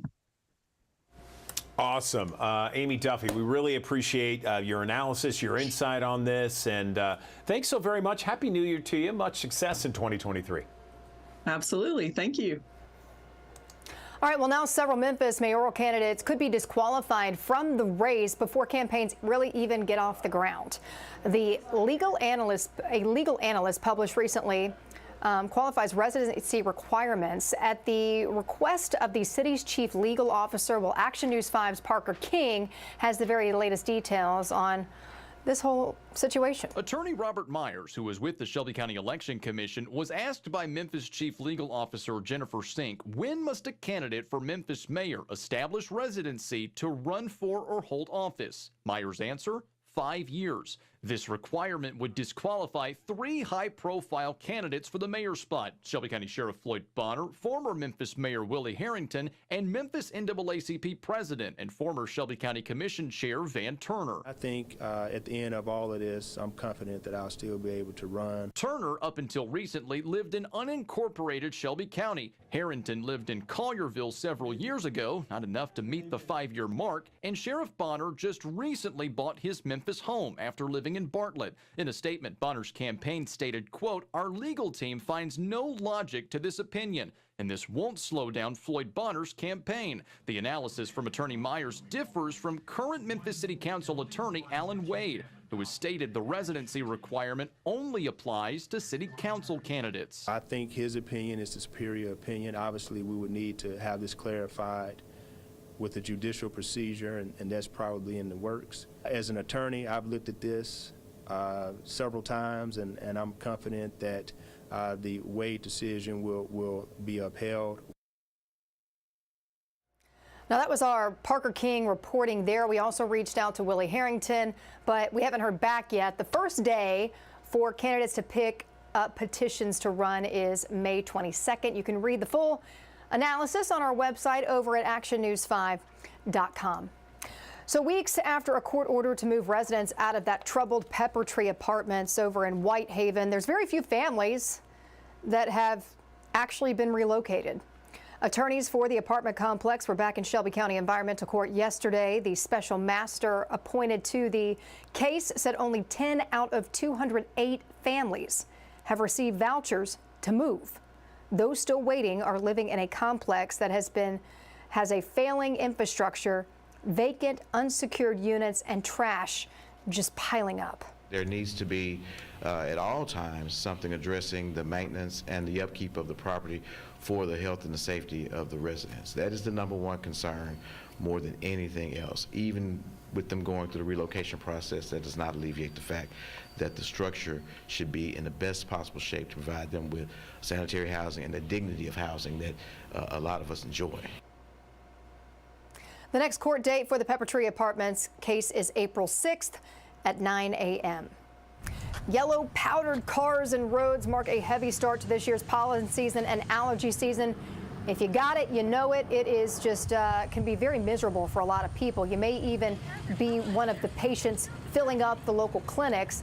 Well, Joseph Doring shares what the experts say about keeping yourself healthy during this time of year. Following below freezing temperatures for much of the winter season in Mississippi, doctors didn't expect allergy season to begin this early. Now that it's here, medical clinics and urgent care centers are filling up with patients, most of whom are struggling with an allergy-induced respiratory infection, and the primary suspect every year is pollen. And Jim Halden with the Mississippi Asthma and Allergy Clinic says without proper care, the issue can grow worse. Uncontrolled asthma can be quite dangerous, but with today's modern therapies, we've got really good treatment for most asthma patients. He says allergy treatments are normally safe and effective, and that if you're sick, don't hesitate to see your doctor. They may have a bump in the road, may feel bad a little bit, but we can usually get them corrected and back where they need to be pretty quickly. On top of being sick, allergy-induced illnesses can lead to bigger issues in your day-to-day life if not attended to. Asthma and allergies cause lots of school absence, lots of work absence, lots of emergency room visits, lots of urgent care visits, and so it can be debilitating and costly. And so we just urge folks to seek care because we've got good therapies. And waiting to see a doctor can lead to bigger medical bills. Seeking proper care will decrease your out-of-pocket costs and insurance costs, because if you're controlling the illness rather than responding to it, you're going to have a lot better outcome. All right, that was Joseph Doring reporting. Cases are only expected to rise as the upcoming spring season approaches and even more pollen begins to fall from the skies. While COVID may have hit them hard, experts report that small businesses make up 44% of the U.S. economic activity. And recent years have shown them to be at the front of driving innovation and also economic growth. Action News 5's Andrew Douglas reports the best ways to support these hidden gems that are the backbone to so many communities. From the finer things to the fun things and all the things in between, you can find all the things you need at a locally run small town shop. Whenever you can buy local, it's very important. I always try to buy local. According to the Small Business Administration, small businesses accounted for 2/3 of jobs administered and 43% of the U.S. GDP. I love running a small business because I get to connect with so many different people. Researchers say there are plenty of ways you can keep small businesses in your community growing. First up, visit your local farmers market. Businesses often pay fees to reserve booths. Supporting them helps turn a payment into a profit. Leaving good reviews if they enjoy the product, you know, just sharing, you know what I mean? That's a big part of what my company stands for. 9 out of 10 people check online reviews before making a purchase, and many minority small businesses were hit especially hard by the pandemic. Black-owned businesses experienced a 41% drop in business. To find a minority-owned business near you, check out the Small Business Administration's directory. That was Andrew Douglas reporting there, and the money you spend at small businesses will go back into your own community. Small businesses donated 250% more money than big businesses did to local charities and also those nonprofit organizations. So I'm sure you've heard by now, but this weekend is daylight saving time, and that means we're going to get that extra hour of sunlight in the evenings. So it's a twice-a-year tradition that is one of the first encouraging signs that winter is on its way out, spring is on its way in, and we're going to lose that hour of sleep. But we're going to gain more sunlight in the evening, many arguing this does more harm than good, and Congress is taking up the issue. Dr. Shelby Harris explains why many feel that we should stop doing this switch. We are creatures of habit, and our bodies are meant to be on the same rhythm. We have this time clock in our body that really needs to be at the same time every single day. So what we do find is that when they spring ahead in the spring, there are higher risks of car accidents, and we find that there's more heart attacks even, because our bodies, even that 1 hour, can be very jarring for us. We need routine.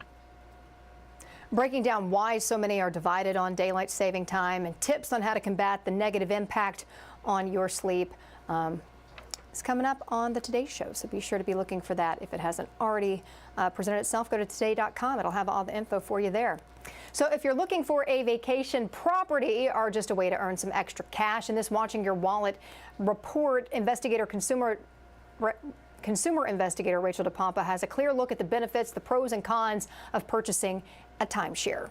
Timeshares are essentially vacation homes. Maybe it's a place at the beach or a lake.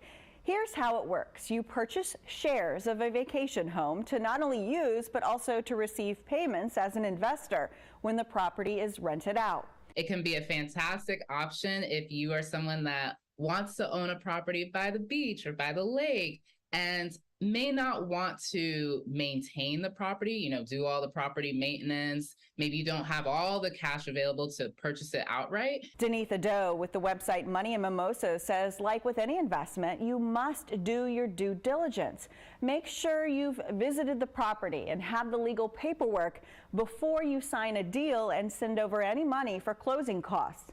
Avoid wiring funds. Don't get swindled. And also be wary because some companies inflate the potential returns on these timeshares. So before you sign any documents, send over any money, ask if you can talk to other owners of that timeshare to get a sense of what is realistic in terms of the returns on this property before you decide to jump all into this investment. Again, a timeshare could be a great option for somebody looking for a second home who doesn't want to be responsible for the maintenance. You just want to make sure you understand all of the ins and outs before investing your money. With this Watching Your Wallet, I'm Rachel DePompa. Nutrition and nutrition studies are always evolving. It's really unsure these days what's healthy and what's not. It feels like it changes all the time and it's constantly evolving. 7 out of 10 people believe that changing nutrition info makes it hard to know exactly what to believe. Even when families are trying to make healthier meals, they're oftentimes very confused about what to eat. So let's bring in our next guest here on the Action News 5 Digital Desk, Dr. Sylvia Melendez-Klinger. She is someone that is knows all about nutrition and is with the American Heart Association's volunteer expert. Good morning, doctor. How are you? Good morning. Very well. Thank you. Appreciate you being here. So let's talk first off, when we're cooking something, we got this brand new recipe. We're super excited. We want to eat as healthy as possible. What is the cooking oil that we should use? Yes, great question. You know, all these oils have a purpose in the cooking. And we need to know, first of all, that, you know, vegetable oil, canola oil, they're great for baking, roasting, frying at high temperatures, okay? So these are great for cooking and baking and roasting. The other oils, olive oil, avocado oil, sesame oil, they're delicate oils. So they're only to be used for marinating, dressings, and tiny little bit of maybe like sauteing a little bit. But they're delicate, so they can burn easily. Now, these are all vegetable oils, okay? So they're plant-based, they're unsaturated fat, so they're healthy for the heart. The oils that you need to be really careful, animal fats, they have a lot of saturated fats. Coconut oil, even though it's plant-based, it has saturated fats. So that needs to be used very, very sporadic, once in a blue moon only, okay? Those saturated fats have to be limited. And these other ones, you know, they all have you want more flavor, you use olive oil, avocado oil. If you want to cook with the oil, bake, roast, grill, then use vegetable oil or canola oil. I mean, you can always use it for marinating too, but of course, you know, if you want to add some flavor, these are the ones. Interesting. Okay.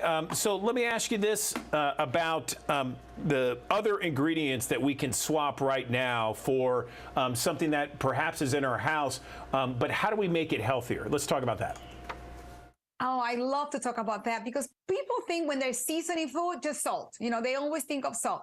But here, you know, we have many ways to season. For example, fruits and vegetables are great to season food. You can add citrus juices. You can add, you know, like peppers, you know, things that really add a lot of flavor and color as well, and nutrition.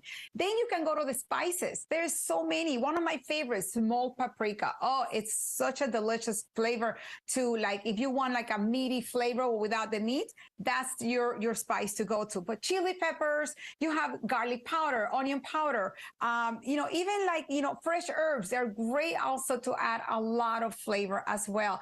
But again, these combination of foods, you know, when you flavor with herbs and more garlic, more onions, fresh herbs, you're adding flavor, you're adding color, and also you can even boost the nutritional value of that meal. What are your tips for making healthy food affordable? We hear so many times, you know, great, I'd love to eat healthier. I just can't afford to eat healthier. So what are some good suggestions? Yeah, that's a great question. I think that nutrition doesn't have to be expensive.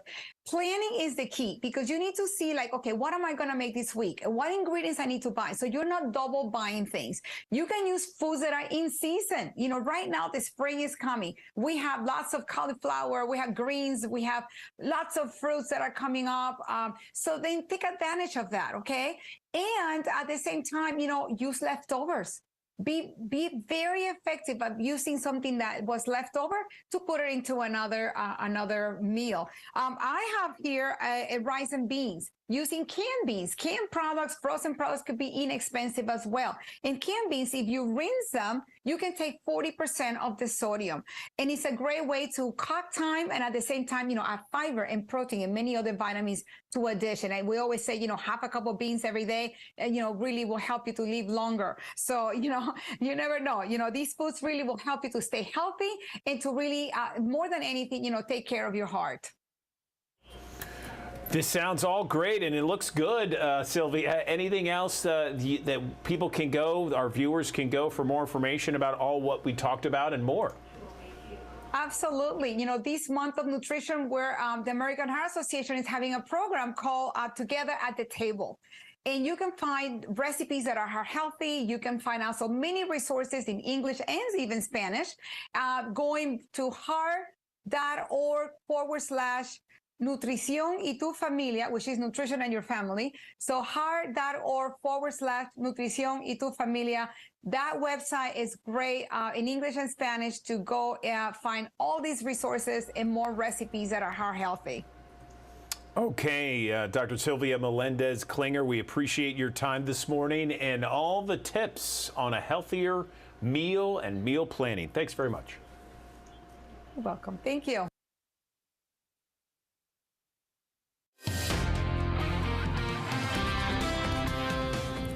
Good morning. Happy Friday. That cold front that's been bringing us rain for the past few days has finally pushed south of here.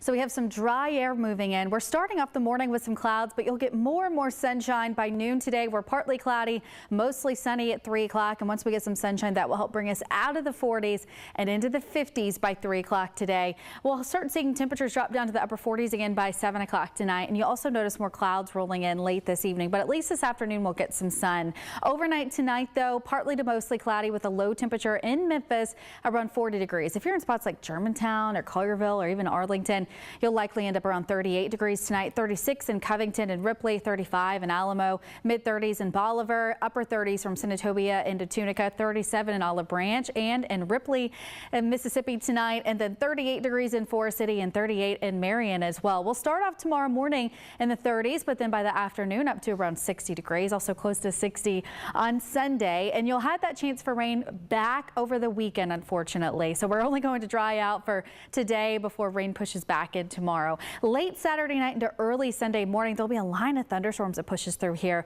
Chances for severe weather really low, a 1 out of 5, but there's still that potential for us to see some strong winds, some small hail. You'll definitely hear some noisy thunder and get some lightning late in the night too. So let's look at timing. First alert featurecast here. This is 9 a.m. on Saturday. Getting a little bit of sunshine. We're in the 40s and 30s, as I mentioned, tomorrow morning. By 3 o'clock, though, we start to see rain pushing back in again. So if you're making weekend plans, try to do it early in the day. Run those errands. Take the kids to the park before that rain arrives. 3 o'clock, we have some heavy rain. We're seeing the yellows and the oranges in West Memphis, downtown, Midtown, also in Batesville and Senatobia getting some showers. And then rains on and off throughout the rest of the evening. So you may see some breaks in the rain between 4 and 7 o'clock, but by 8, the rain's back. You get rain continuing, as I mentioned, through late Saturday night. Right around midnight is when we'll see the heaviest rain. Those reds indicating just how much, how it will be raining really hard, pouring there. And also seeing a few thunderstorms, as I mentioned, with some gusty winds, small hail, a lot of lightning, and some heavy rain too. By 9 a.m. on Sunday, heavy rain is mostly south of here, other than some downpours near Batesville, but we'll still have a few light showers even at 9 o'clock in the morning on Sunday. As we get closer to lunchtime, that rain will be pushing out of here on Sunday afternoon, though. Rainfall totals this weekend close to ½ an inch. I'm not really that concerned with flash flooding, but we have had a lot of rain recently. Our average is about 1.5 inches. We've had over 4 inches of rain, and it's only March 9th. That puts us about 2.5 inches above normal for the month of March so far. And again, we get more rain over the weekend too. If you want to keep updated on that weekend rain chance, use our First Alert Weather app. Search for it in the App Store. You can download it for free. And I also want to give you one other heads up about the weekend. Daylight saving time starts again. So we're going to spring forward, meaning you're going to set your clocks forward an hour. This is also a good time to replace your smoke alarm and your carbon dioxide detector batteries. Since we have that time change twice a year, that's a good time to check those just in case. Upper 50s today. I showed you temperatures around 60 over the weekend. 53 degrees is only the high on Monday, so it's a lot colder behind that weekend cold front. Low temperature of just 32 degrees on Monday night, 52 on Tuesday, but we're back up to near 70 by the end of next week. Good morning. I'm Amanda Hansen here at the Action News 5 Digital Desk, and we're going to talk about a very serious topic that some might call an epidemic here in the United States, and that's obesity. And of course, it can lead to several different types of health risks. And so joining me now to help talk more about this is Dr. Lee Daigle, bariatric physician with Methodist Medical Group Weight Management and Wellness Center. Dr. Daigle, good morning. How you doing? Good morning. I'm good. How are you? Glad to have you on. Doing well, except for the rain that we're dealing with today. But all in all, not too bad. Of course, we were talking about obesity. It just continues to be an epidemic here in the U.S. It's a problem that a lot of people struggle with. In fact, I was looking at some numbers, and nearly 40% of our population is considered obese, which I think is pretty alarming, wouldn't you say? Yeah, very much so. And that number is expected to increase to about 50% by 2030, which is in 7 years, which is even more alarming. Wow. What could you say? I mean, obviously it's a problem, and you saying that this is going to grow even more. It's expected to grow even more. What is it that you feel is contributing to that here in the U.S. specifically? It's multifactorial. It's not very simple. Of course, diet and lifestyle activity, people know about, those do contribute. But it also involves genetics, medical conditions, mental health, our sleep patterns. There are a lot of things that have changed over the last several decades that have contributed to this. Our food system, access to different types of food and healthy food, they tend to be more expensive. And so there are a lot of things that contribute to where we are numbers-wise and where we are headed. And obviously that has a lot of health impacts. Can we talk about some of the things that, when you are obese, there are several things that can come of that. I know my dad, he was borderline diabetic, didn't heed the warning of trying to lose some weight, and of course he ended up with diabetes, but there are several other health factors that can come into play when you're dealing with something like this. Yeah, absolutely. So as you mentioned, there are metabolic consequences as example is diabetes. There are over 200 medical conditions that are either caused by or worsened by obesity, which is staggering. Several different types of cancers, including female cancers like breast cancer. Of course, heart disease we know about, sleep apnea, lung conditions. Obesity, the disease of obesity affects every organ system that you can think of, musculoskeletal, kidney, everything. And one thing that I think is interesting, there's a lot of shows out there like 1,000 Pound Friends and things like that, where these individuals, they realize they have these health problems. They are like, this is going to kill me if I don't do something. And they go get that surgery, and you immediately see the impact, not only in their health, but their overall self-worth and the way that they feel about themselves. For maybe those people that struggle to shed that weight, where they're just saying, I feel like I'm doing what I can. Do you have any kind of tips or strategies or things that maybe could help them out? Yeah, so obviously increasing your activity helps, and that can be in small steps. It doesn't have to be huge chunks of time if you're limited in time. It doesn't have to be super strenuous if you have physical limitations to your activity. It can be simple, using the stairs, parking farther away when you go to the store, walking around the store several times while you're shopping. So it can be really simple increases in activity. Limiting processed foods also helps, increasing your fruits and vegetables, eating them as naturally as you can get them. Those are all things that can help and can improve your health and your weight. Discussing your weight with your physician also can be helpful. There are some medications that cause weight gain and contribute to weight gain, and so that can be adjusting those medications and switching to other ones can be helpful. And, I know you were talking about increasing your activity. It seems like in the world today, especially after the pandemic, people don't necessarily have to leave their home anymore. A lot of people work from home now. A lot of people can even get their groceries delivered to their home. Do you think that's something else that maybe is contributing to this? And even what you said, the idea that maybe the percentage of people that are obese in the United States is going to go up even more, right? Absolutely. Yeah. We've seen a big rise in obesity numbers since COVID. Because of everything that you mentioned. Everything can be ordered online, delivered to your house. People are working from home. And some of the people working from home may not go back into work. A lot of companies are realizing that they can be just as effective with remote access to their employees.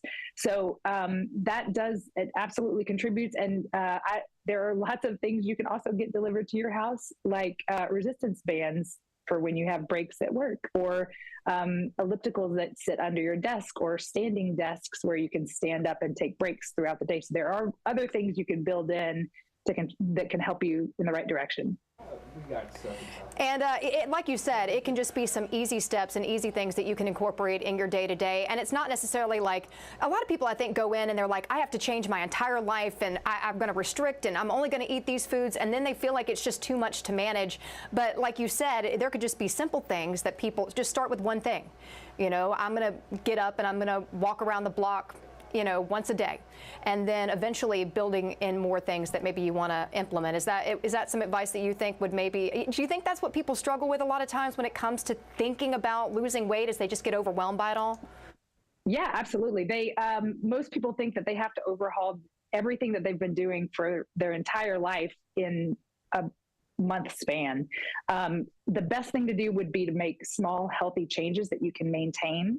So really, lifestyle changes are more important than diet, and something that's more profound that won't be able to be maintained. And with the patients that you see, do you feel like sometimes it's not, I mean, a lot of times there's a lot of mental aspects that go with weight management and lifestyle changes. Is that a big part of it too, would you say? Yeah, it is. When you're physically unable to do the things that bring you joy that you want to do, that impacts your mental health, it impacts your mood, it impacts your interpersonal relationships.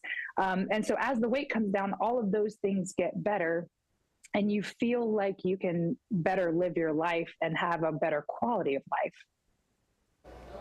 For sure. Well, Dr. Daigle, this has been insightful. I've enjoyed talking to you. Is there anything that you feel like we missed that you want to make sure that we hit on for our viewers out there? I don't think so. We're here to help. So if you have made all these changes and are not getting the results that you would like, we're here for you at the Methodist Weight Management Clinic. We have 2 bariatric surgeons if you want to go surgical. You have myself for the medical weight loss, and we have 2 dietitians who are fantastic. We have lots of resources that can help. And real quick, when do people know that they should go and maybe seek help from a physician, especially when it comes to surgery? That's variable. It depends on the patient. Some people, most people that we see have struggled with weight off and on for their lives. Some just decades, but everybody's different. Everybody has their own threshold. And when you feel like you've done everything that you can do and you're needing help, and sometimes even before that, if you don't want to get to the point where you feel like you've done everything and you need help early, that's okay too. It's different for everybody.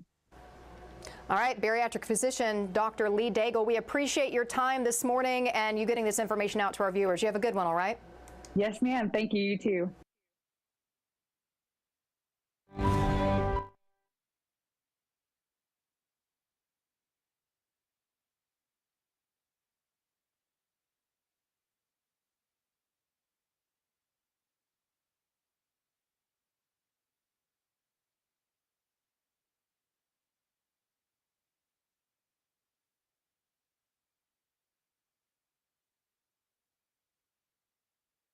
All right, we got things fixed up here. So March, as I was saying, is National Pet Poison Prevention Month, and there is an estimated 232,000 cases of pet poisoning in the U.S. each and every year, and that's according to WebMD's Pet Health Center. So it's important for pet owners to know the things to look out for to make sure that they're keeping their pets safe. I am a pet owner, and so for me, it's so important to make sure that I am doing the best thing for my pet and being a good pet parent. So joining us now to talk more about it, share some tips, is Laurel Anderson. She is Pumpkin Pet Insurance's veterinary expert. Dr. Anderson, good morning. How are you doing? I'm doing well and so happy to be here. You know, I'm glad to have you on because I think this is important for me, these are things that I want to know as well to make sure I'm being the best pet parent. So I guess some of the first things, what are some of the common household items that you could have around your house that could be dangerous to your pup? Yeah, great question. So the first one that I would definitely talk about is just human food. So a lot of the foods that we enjoy and even think are healthy are actually dangerous for our pets. So a lot of people know about chocolate, but there are other things like garlic and onions and other members of the allium family, as well as macadamia nuts, grapes and raisins for dogs, as well as foods containing xylitol like gum or candy, many types of toothpaste, or even peanut butter. The other thing you want to watch out for with respect to food is drinks containing caffeine or alcohol. While we might enjoy those every once in a while, they're no good for our pets. You also want to watch out for human medications. So common pain medications like aspirin or ibuprofen, naproxen can cause renal failure in our pets pretty rapidly. Other human medications that might be dangerous for your pets would include medications for ADHD or heart disease, antidepressants, anticonvulsants, and even just things like cold and flu medications. You also want to watch out for herbal supplements and vitamins. And some other things that you might watch out for are things like houseplants, which have been getting much more common in the last few years. I know I've got many more houseplants than I used to, but many of these are very dangerous for our pets. So common ones like kalanchoe or sago palm, they can cause a variety of different very serious symptoms like cardiac arrhythmias or liver or kidney failure, as well as a rash if they should encounter those plants. The other ones with plants that you want to watch out for are cut flowers, particularly lilies. Lilies are very, very toxic for cats, and even just grooming that pollen off of their fur or drinking the water from a vase where lilies have been stored can lead to truly dire consequences for cats.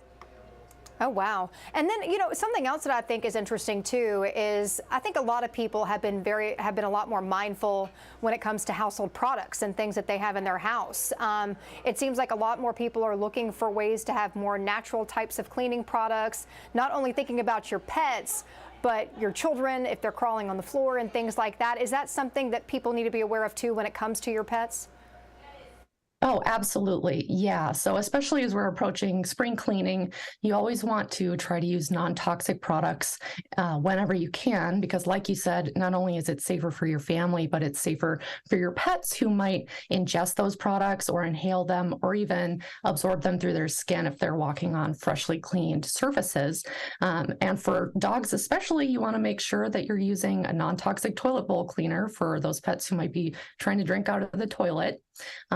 For cleaning products too, I would want people to be aware that some products that are non-toxic for us, like those that contain essential oils, can be dangerous for our animals because they are particularly sensitive to many essential oils. So I'd be very careful with respect to the products that you're using and make sure you just always read the label and use it according to the label directions, never directly on your pet or in a way where it could get in their eyes or mouth.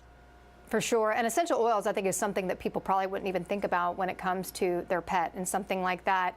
Absolutely. So obviously we went through some of the things that people need to be mindful of and aware of when it comes to their pet. But if their pet does get into something like this, what are the signs? What are the symptoms? What are the things they need to be watching for to know they need to go seek help? Yeah, so really important question. And as you might imagine, it can be really variable depending on the type of toxin that they encounter. But you might see things like gastrointestinal upset, so vomiting or diarrhea, decreased appetite or drooling, which can indicate nausea in pets, as well as just acting lethargic or other changes in behavior, indicating that they're just not feeling well.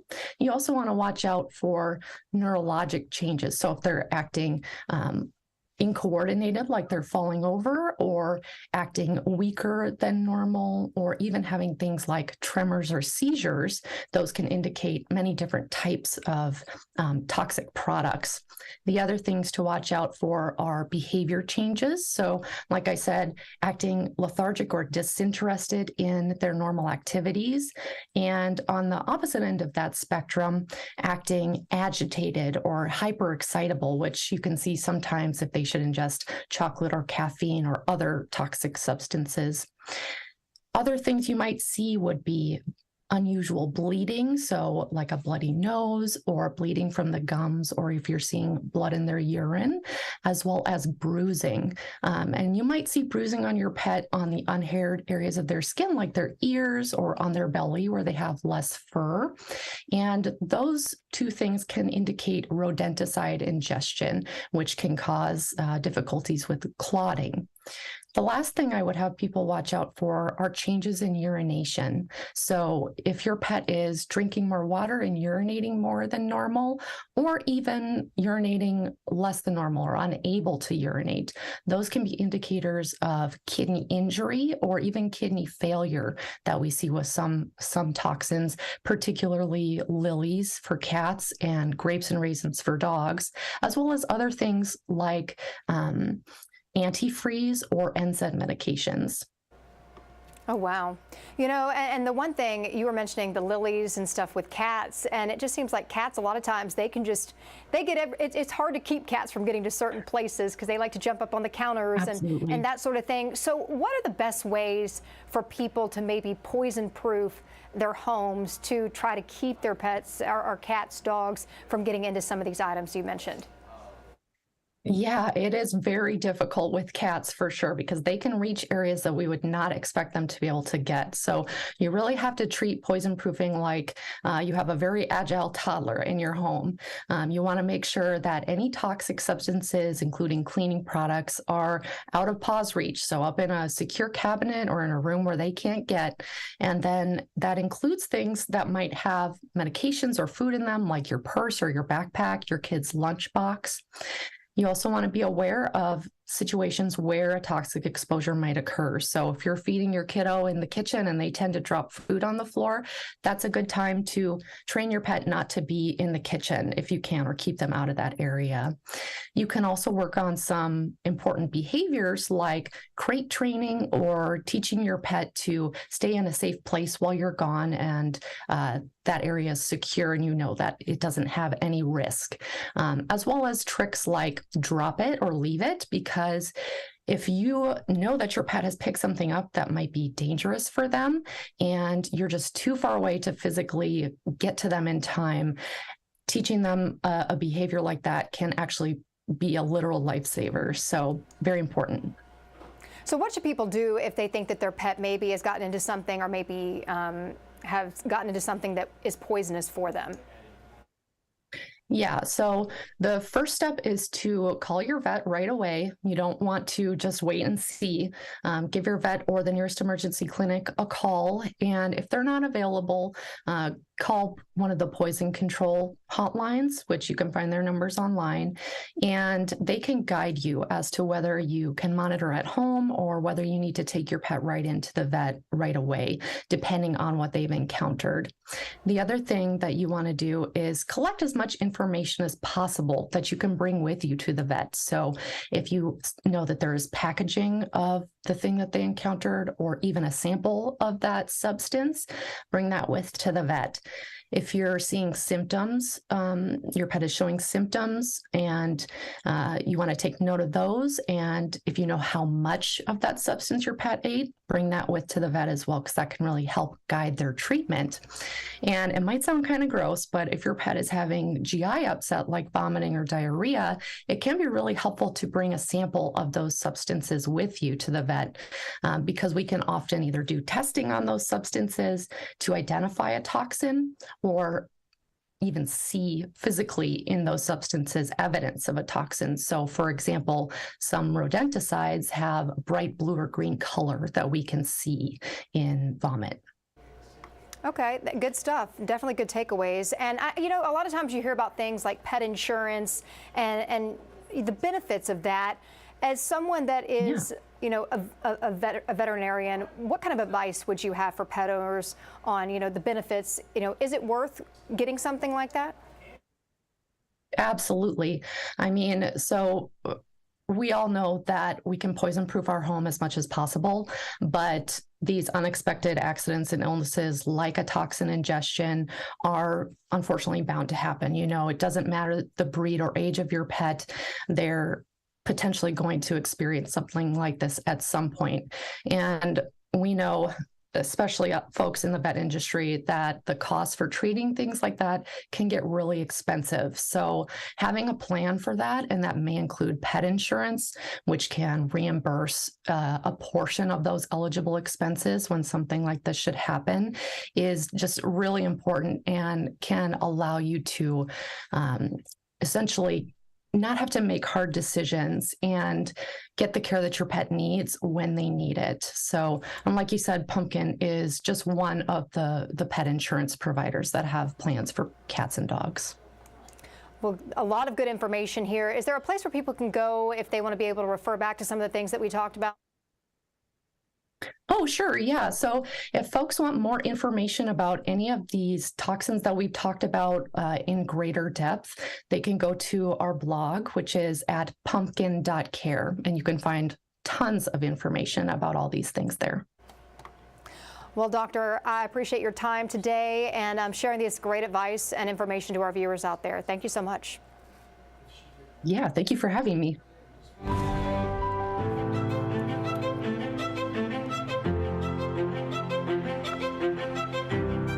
Not about me. It's about me actually helping our youth. It's about me making a difference for them. It's about me giving the impact that they need in order to be our future leaders, because we definitely need some great future leaders right now. Overcoming trauma and adversity and helping others do the same. This month's Mid-South Hero has a promise that she intends to keep.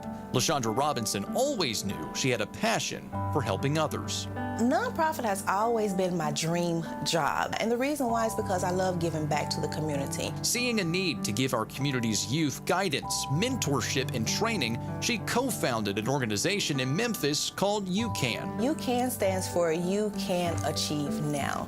Our mission is to strengthen young adolescents through mentoring, workforce development, and bullying awareness, which will bring forth positive growth in the community. When I created the organization, I wanted to really help those individuals who were looking for mentorship, who were looking for guidance, who wanted to have that leadership, who wanted to be able to make the next move for their future, but just need a little help along the way.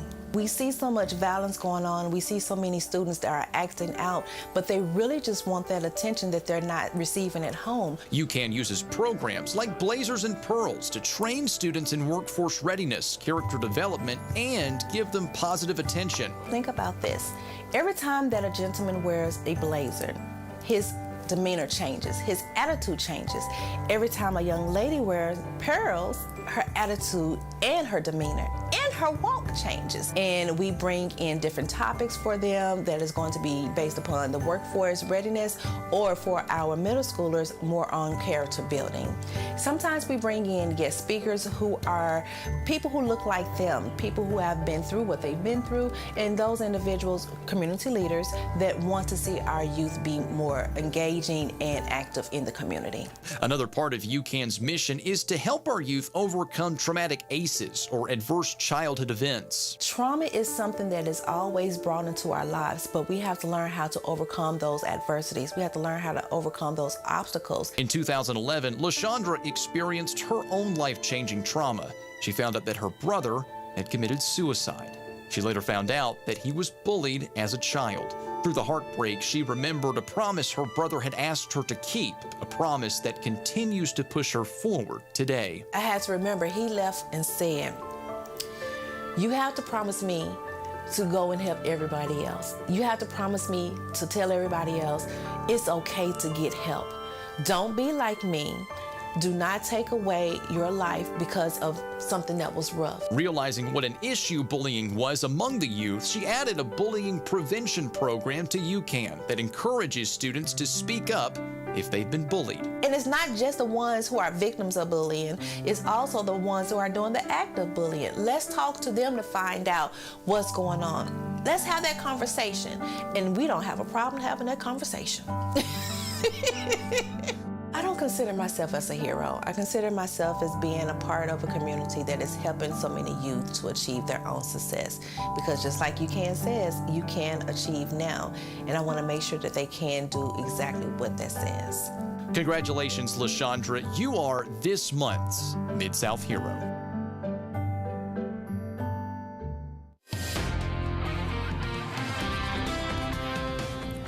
Good morning. Happy Friday. That cold front that's been bringing us rain for the past few days has finally pushed south of here.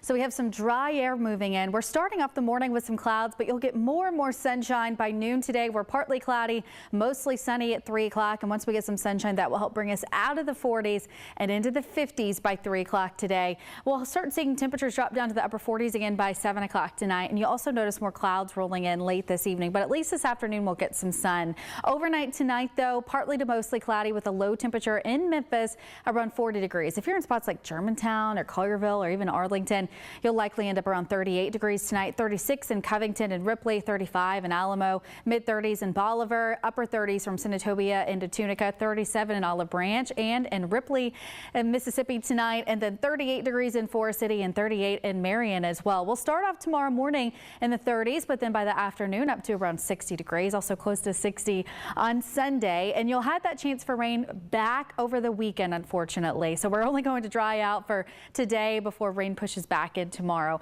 Late Saturday night into early Sunday morning, there'll be a line of thunderstorms that pushes through here. Chances for severe weather really low, a 1 out of 5, but there's still that potential for us to see some strong winds, some small hail. You'll definitely hear some noisy thunder and get some lightning late in the night too. So let's look at timing. First alert featurecast here. This is 9 a.m. on Saturday. Getting a little bit of sunshine. We're in the 40s and 30s, as I mentioned, tomorrow morning. By 3 o'clock, though, we start to see rain pushing back in again. So if you're making weekend plans, try to do it early in the day. Run those errands. Take the kids to the park before that rain arrives. At 3 o'clock, we have some heavy rain. We're seeing the yellows and the oranges in West Memphis, downtown and Midtown, also in Batesville and Senatobia getting some showers. And then rain's on and off throughout the rest of the evening. So you may see some breaks in the rain between 4 and 7 o'clock, but by 8, the rain's back. You get rain continuing, as I mentioned, through late Saturday, Sunday. As we get closer to lunchtime, that rain will be pushing out of here on Sunday afternoon, though. Rainfall totals this weekend close to ½ an inch. I'm not really that concerned with flash flooding, but we have had a lot of rain recently. Our average is about 1.5 inches. We've had over 4 inches of rain, and it's only March 9th. That puts us about 2.5 inches above normal for the month of March so far. And again, we get more rain over the weekend too. If you want to keep updated on that weekend rain chance, use our First Alert Weather app. Search for it in the App Store. You can download it for free. And I also want to give you one other heads up about the weekend. Daylight saving time starts again. So we're going to spring forward, meaning you're going to set your clocks forward an hour. This is also a good time to replace your smoke alarm and your carbon dioxide detector batteries. Since we have that time change twice a year, that's a good time to check those just in case. Upper 50s today. I showed you temperatures around 60 over the weekend. 53 degrees is only the high on Monday, so it's a lot colder behind that weekend cold front. Low temperature of just 32 degrees on Monday night, 52 on Tuesday, but we're back up to near 70 by the end of next week. Amanda Hansen here, back at the Action News 5 digital desk. And did you know that colorectal cancer is one of the most preventable types of cancer? But what's really alarming about all this is half of the new colorectal cancer diagnosis are people 65 and younger. So joining me now to talk more about this is Dr. Elizabeth Wood, colorectal surgeon and surgical oncologist at Regional One Health. Doctor, good morning. How you doing? I'm well. How are you? I'm doing well. I'm glad to have you on here with us because I think this is an important topic to be diving into, because studies are showing, like I was talking about, that younger Americans are being diagnosed with colon cancer. Can you talk about maybe some of the things? Why is this happening? Like, what's contributing to that? Do doctors know? Yeah, so that's something that we're actively studying right now. Doctors don't really know exactly why younger and younger patients are getting diagnosed with colon cancer. It's thought that there's a component of lifestyle. So diet, the fact that people just aren't moving around in terms of exercise as much as they have been in the past. And so all of that kind of added together can increase people's risks of getting colon cancer. Why are the number of colon cancer cases over 50 going down more? Yeah, so it's because we've been really good about screening patients over the age of 50. So all of the medical societies, the U.S. Preventative Task Force, the kind of rule has been that we start screening patients with colonoscopies at age 50. And actually, it's only been in the last year or two where we've actually changed these screening guidelines. So because younger patients are getting diagnosed with colon cancer, we actually now recommend that we start screening for colon cancer at age 45. So when should someone have a colonoscopy? You know, I think a lot of people, they dread it, they don't want to do it, but obviously it's something important because catching something like this is early. So when should someone consider getting one? Yeah, absolutely. So a colonoscopy is actually just one way to screen for colon cancer. There's multiple other tests that you can do. You can do stool studies, you can do CT scans, there's different modalities, and that's really a conversation that patients should have with their primary care providers. But I would say for people who are in what we call the general risk population, meaning have no symptoms, have no family members that have colon cancer, they should really start screening at age 45. If for some reason you have a strong family history, say your parents were diagnosed with colon cancer or you have a sibling with colon cancer, we really need to start screening you earlier, usually about 10 years before your relative was diagnosed.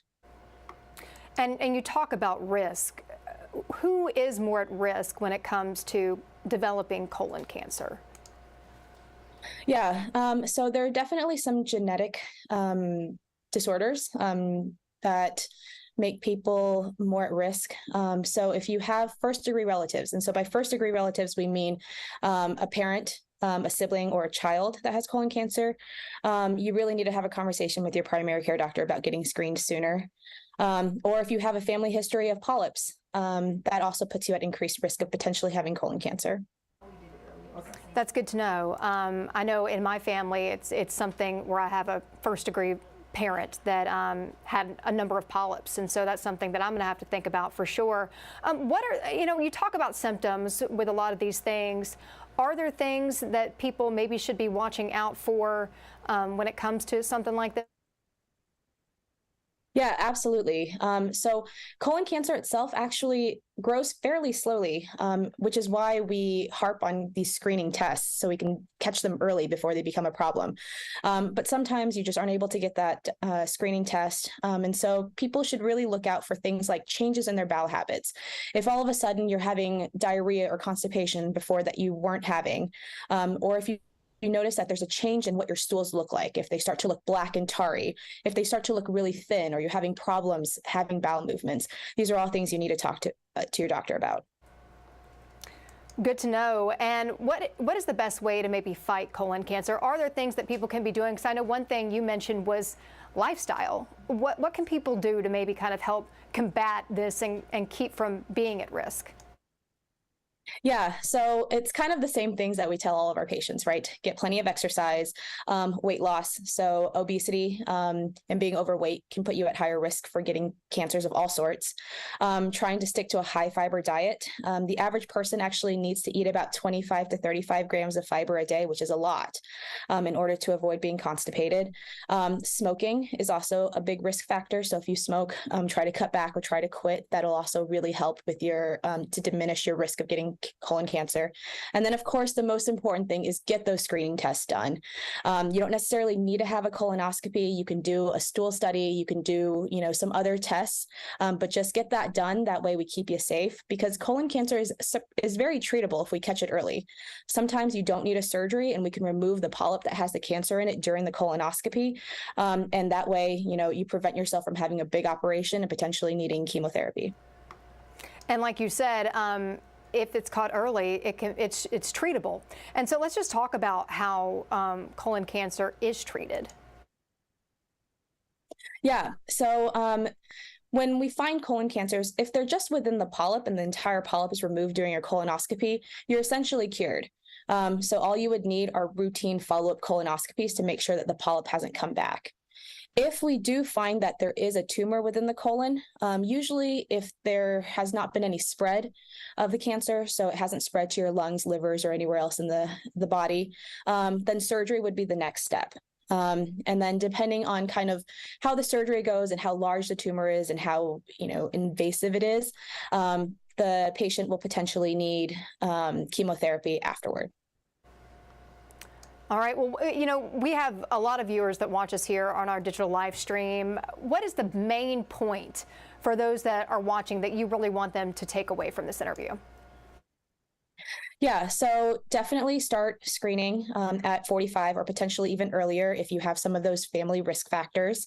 And then keep an eye on, changes in bowel habits and kind of what's going on with your GI tract. It's really easy to think, I have some bleeding. I'm just going to, watch it and deal with it later. But if it persists, it's something that you really do need to discuss with your primary care doctor. And just, don't be afraid to discuss this with your doctors. This is what they're here for, and their job is to protect you and keep you safe from cancer. Well, Dr. Elizabeth Wood, I appreciate you taking time to get this advice out to our viewers today. And you have a good rest of the day, all right? Great. You too. Thank you for having me. All right, let's take a break right now from that, and let's talk about colon health, because it is March, and we're always looking for ways to improve our health. And March is one of those where it's Colon Cancer Awareness Month. And let's bring in dietitian to the Action News 5 digital desk, Leslie Eli. She joins us now from Methodist Le Bonheur Healthcare. Leslie, how are you? Good morning. Good morning. Let's talk about the link between nutrition and cancer. Is there one, and if so, what? Sure. So the American Cancer Society does say that about 18% of all cancers and about 16% of cancer deaths are linked to maybe excessive body weight, physical inactivity, and just overall poor nutrition. So this is a great time to be talking about this with Colon Cancer Awareness Month, but it's also National Nutrition Month as well. Okay, that's interesting. They both go hand in hand, it sounds like. So March, Colon Cancer Awareness Month. What are the best types of food to support good colon health? So when we're talking colon health, we want high fiber. We want to increase that fiber in our diet, and we want to think about things like probiotics. So when we talk about fiber, we want more fruits and veggies. Think about trying to eat vegetables and fruits with the skins on them. So like our apples, our potatoes, that's where that fiber is going to be found in those. We want to increase our whole grains. We want to try to make half of our grains at least whole grains. And those are things like quinoa, barley, farro, oats, doing brown rice or wild rice instead of white rice, but also including things like beans and legumes. So these are perfect additions to soups and casseroles like black beans, kidney beans, lentils. And then we're also going to want to increase our probiotic rich foods. So things like yogurt, kombucha, kimchi, kefir, all of those things help flourish and revamp the gut flora in our colon, and can also just be really overall tasty additions to our meals. I'm curious about a couple things when it comes to colon health. Red meat and sugar. What can you tell me about that?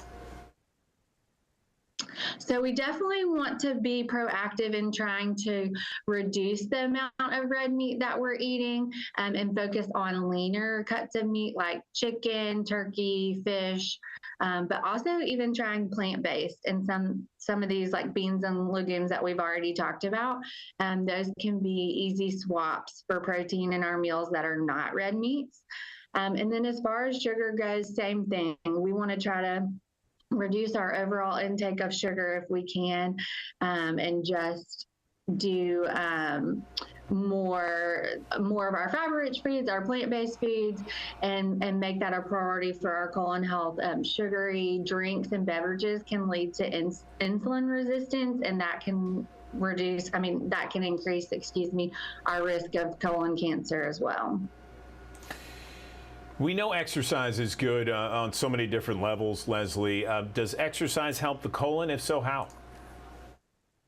Sure. Exercise keeps our bowels regular, helps reduce constipation, and again, just keeps our colon cancer risk lower. So there's no wrong way to move. If you like hiking, running, yoga, dancing, whatever it is, just try to get moving more each day. Okay, and then what about meal prepping? A lot of people like to meal prep, plan ahead. Do you have maybe some tips that we can use if we're meal planning? Sure. So the easiest way I think to start is to have a plan, make a list, and sit down and plan out your whole meals for the week. I find it easier if you are more aware at the beginning of the week, saying, okay, I'm going to really try to increase my vegetables, add more whole grains. You can maybe even cook once and use it twice. So make a double portion of something and use it in 2 different meals. Also trying to pre-prepare your snacks. So doing fruits and veggies as your snacks, even making like a yogurt dip for them. So kind of adding in multiple of those foods that we've talked about. And also just not forgetting to prepare as far as your fluid intake by packing your water bottle and taking that with you, so you always have access to that during the day. Where can we go? You've mentioned a bunch of things, Leslie. Where can we go to get some of this information online? So you can always look on eatright.org. That's our dietitian's professional platform. They have a lot of good information about colon health on there. The Cancer Society also had information when I was glancing at it. Always reach out to a registered dietitian if you have more questions or concerns. We have dietitians here at Methodist that are definitely open to talking about that. Cancer.org is going to be a good place to look for these resources as well. Okay, Leslie Ely, Methodist Le Bonheur Healthcare dietitian. We appreciate any kind of tips and tricks and suggestions and ways to improve our health. We appreciate it. Thank you. All right, well, just a few days remain in this year's Memphis Black Restaurant Week. It highlights Black-owned eateries across the Memphis area, from downtown to Orange Mound. 28 businesses are taking part in this, all offering discounted menu items. We got to sample some from one of the restaurants a little bit earlier this week. At Exactly Breakfast and Deli in Whitehaven, owners say the week is a way for them to connect with the community. Cynthia Daniels really took us over the hump when she came up with this idea, and we really love to service people. We love people. We love what we do.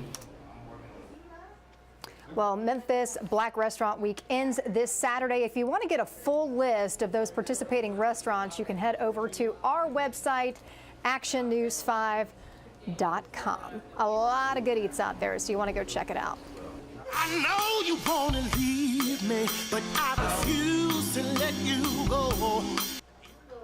You can't help but dance to that, right? Have you heard about the Tony Award-winning show that is taking the stage at the Orpheum through Sunday? Well, it's a good one. I got to see it opening night, and I have been singing ever since. Now, this is Ain't Too Proud, and it's a great musical. And joining me now, I am so excited because there is a Memphian in the show. And so we have got the pleasure to have him here on the digital desk today. Jalen joining us here on the desk. Jalen Harris plays Eddie Kendricks on the show. Jalen, how you doing this morning? Good morning. I'm doing good. I'm doing great. I'm in Memphis, Tennessee, so I'm great. You know, it has to be nice to be back in your hometown. How's it been kind of getting to catch up with family, friends, you know, go to some of your favorite spots? How's that been for you? It's been so refreshing and rejuvenating. We've been touring for a little bit over a year, and it's just been so exciting to, you know, bring the show not only to my hometown, but, you know, also be here with my castmates, you know, the ones that I'm with every single day, and they also get to experience the greatness that is Memphis, you know, our history, our music, our food. So, you know, everybody just loves it, and it's been awesome. So question, because I'm checking out your background. It looks like you have a nice spot. So are you staying in like one of the Airbnbs around town? Hilarious, right? I wish it was. No, I'm just kidding. I'm staying at home with my family, my favorite people in the whole world. So. That's great. That's great. I have a friend. She's a swing on Hamilton, and so she was talking the other day about how they always try to find Airbnbs when they're around, just they feel like they're more at home. You know, so that's what I figured I'd ask. Absolutely, it definitely does. That's why I'm actually staying home. So.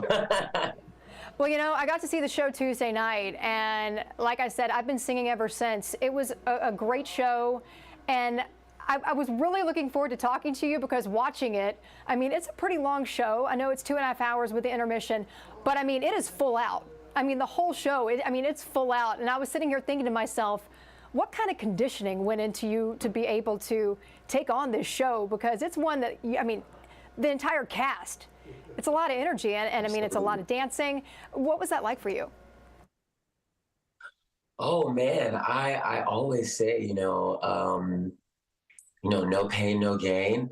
And this is definitely, the most challenging role I've ever had in my entire life. So lots of sweating, lots of bleeding, a lot of focusing too, a lot of studying also, and just taking care of my body and my mind. Like you said, it is so high energy, it's very full out. So it's important that to me that I give, 110% every single time I hit the stage. And I'm just, thankful that my body's strong enough to do it, but it's tough. It's pretty tough. Do you think it hits a little bit different, you being here in Memphis? Absolutely. And I think it hits different, especially the time that, we're in right now. And just, what the city has been going through. I think the show has absolutely been uplifting, encouraging, eye-opening, but it also has been reflecting of the times that we've been in and sort of how it mirrors the times that we're in now. But it's been awesome. The crowds are just so loud. I know it's going to get even crazier as the weekend goes on. And you can really tell that the people in Memphis really love this music and they love this show, and it's exactly what we need right now. I was fixing to say, like you said, I don't think it could have come at a better time. And this is a show that, it's full of highs, and lows. And like you said, it mimics kind of the same kind of situation and issues that we're dealing with now. And so, like you said, I don't think that this show could have come at a better time. And like you said, I think the audience is really responding. I know when I was there Tuesday night, the end of the show, everybody standing up, clapping. It was like you were at a concert.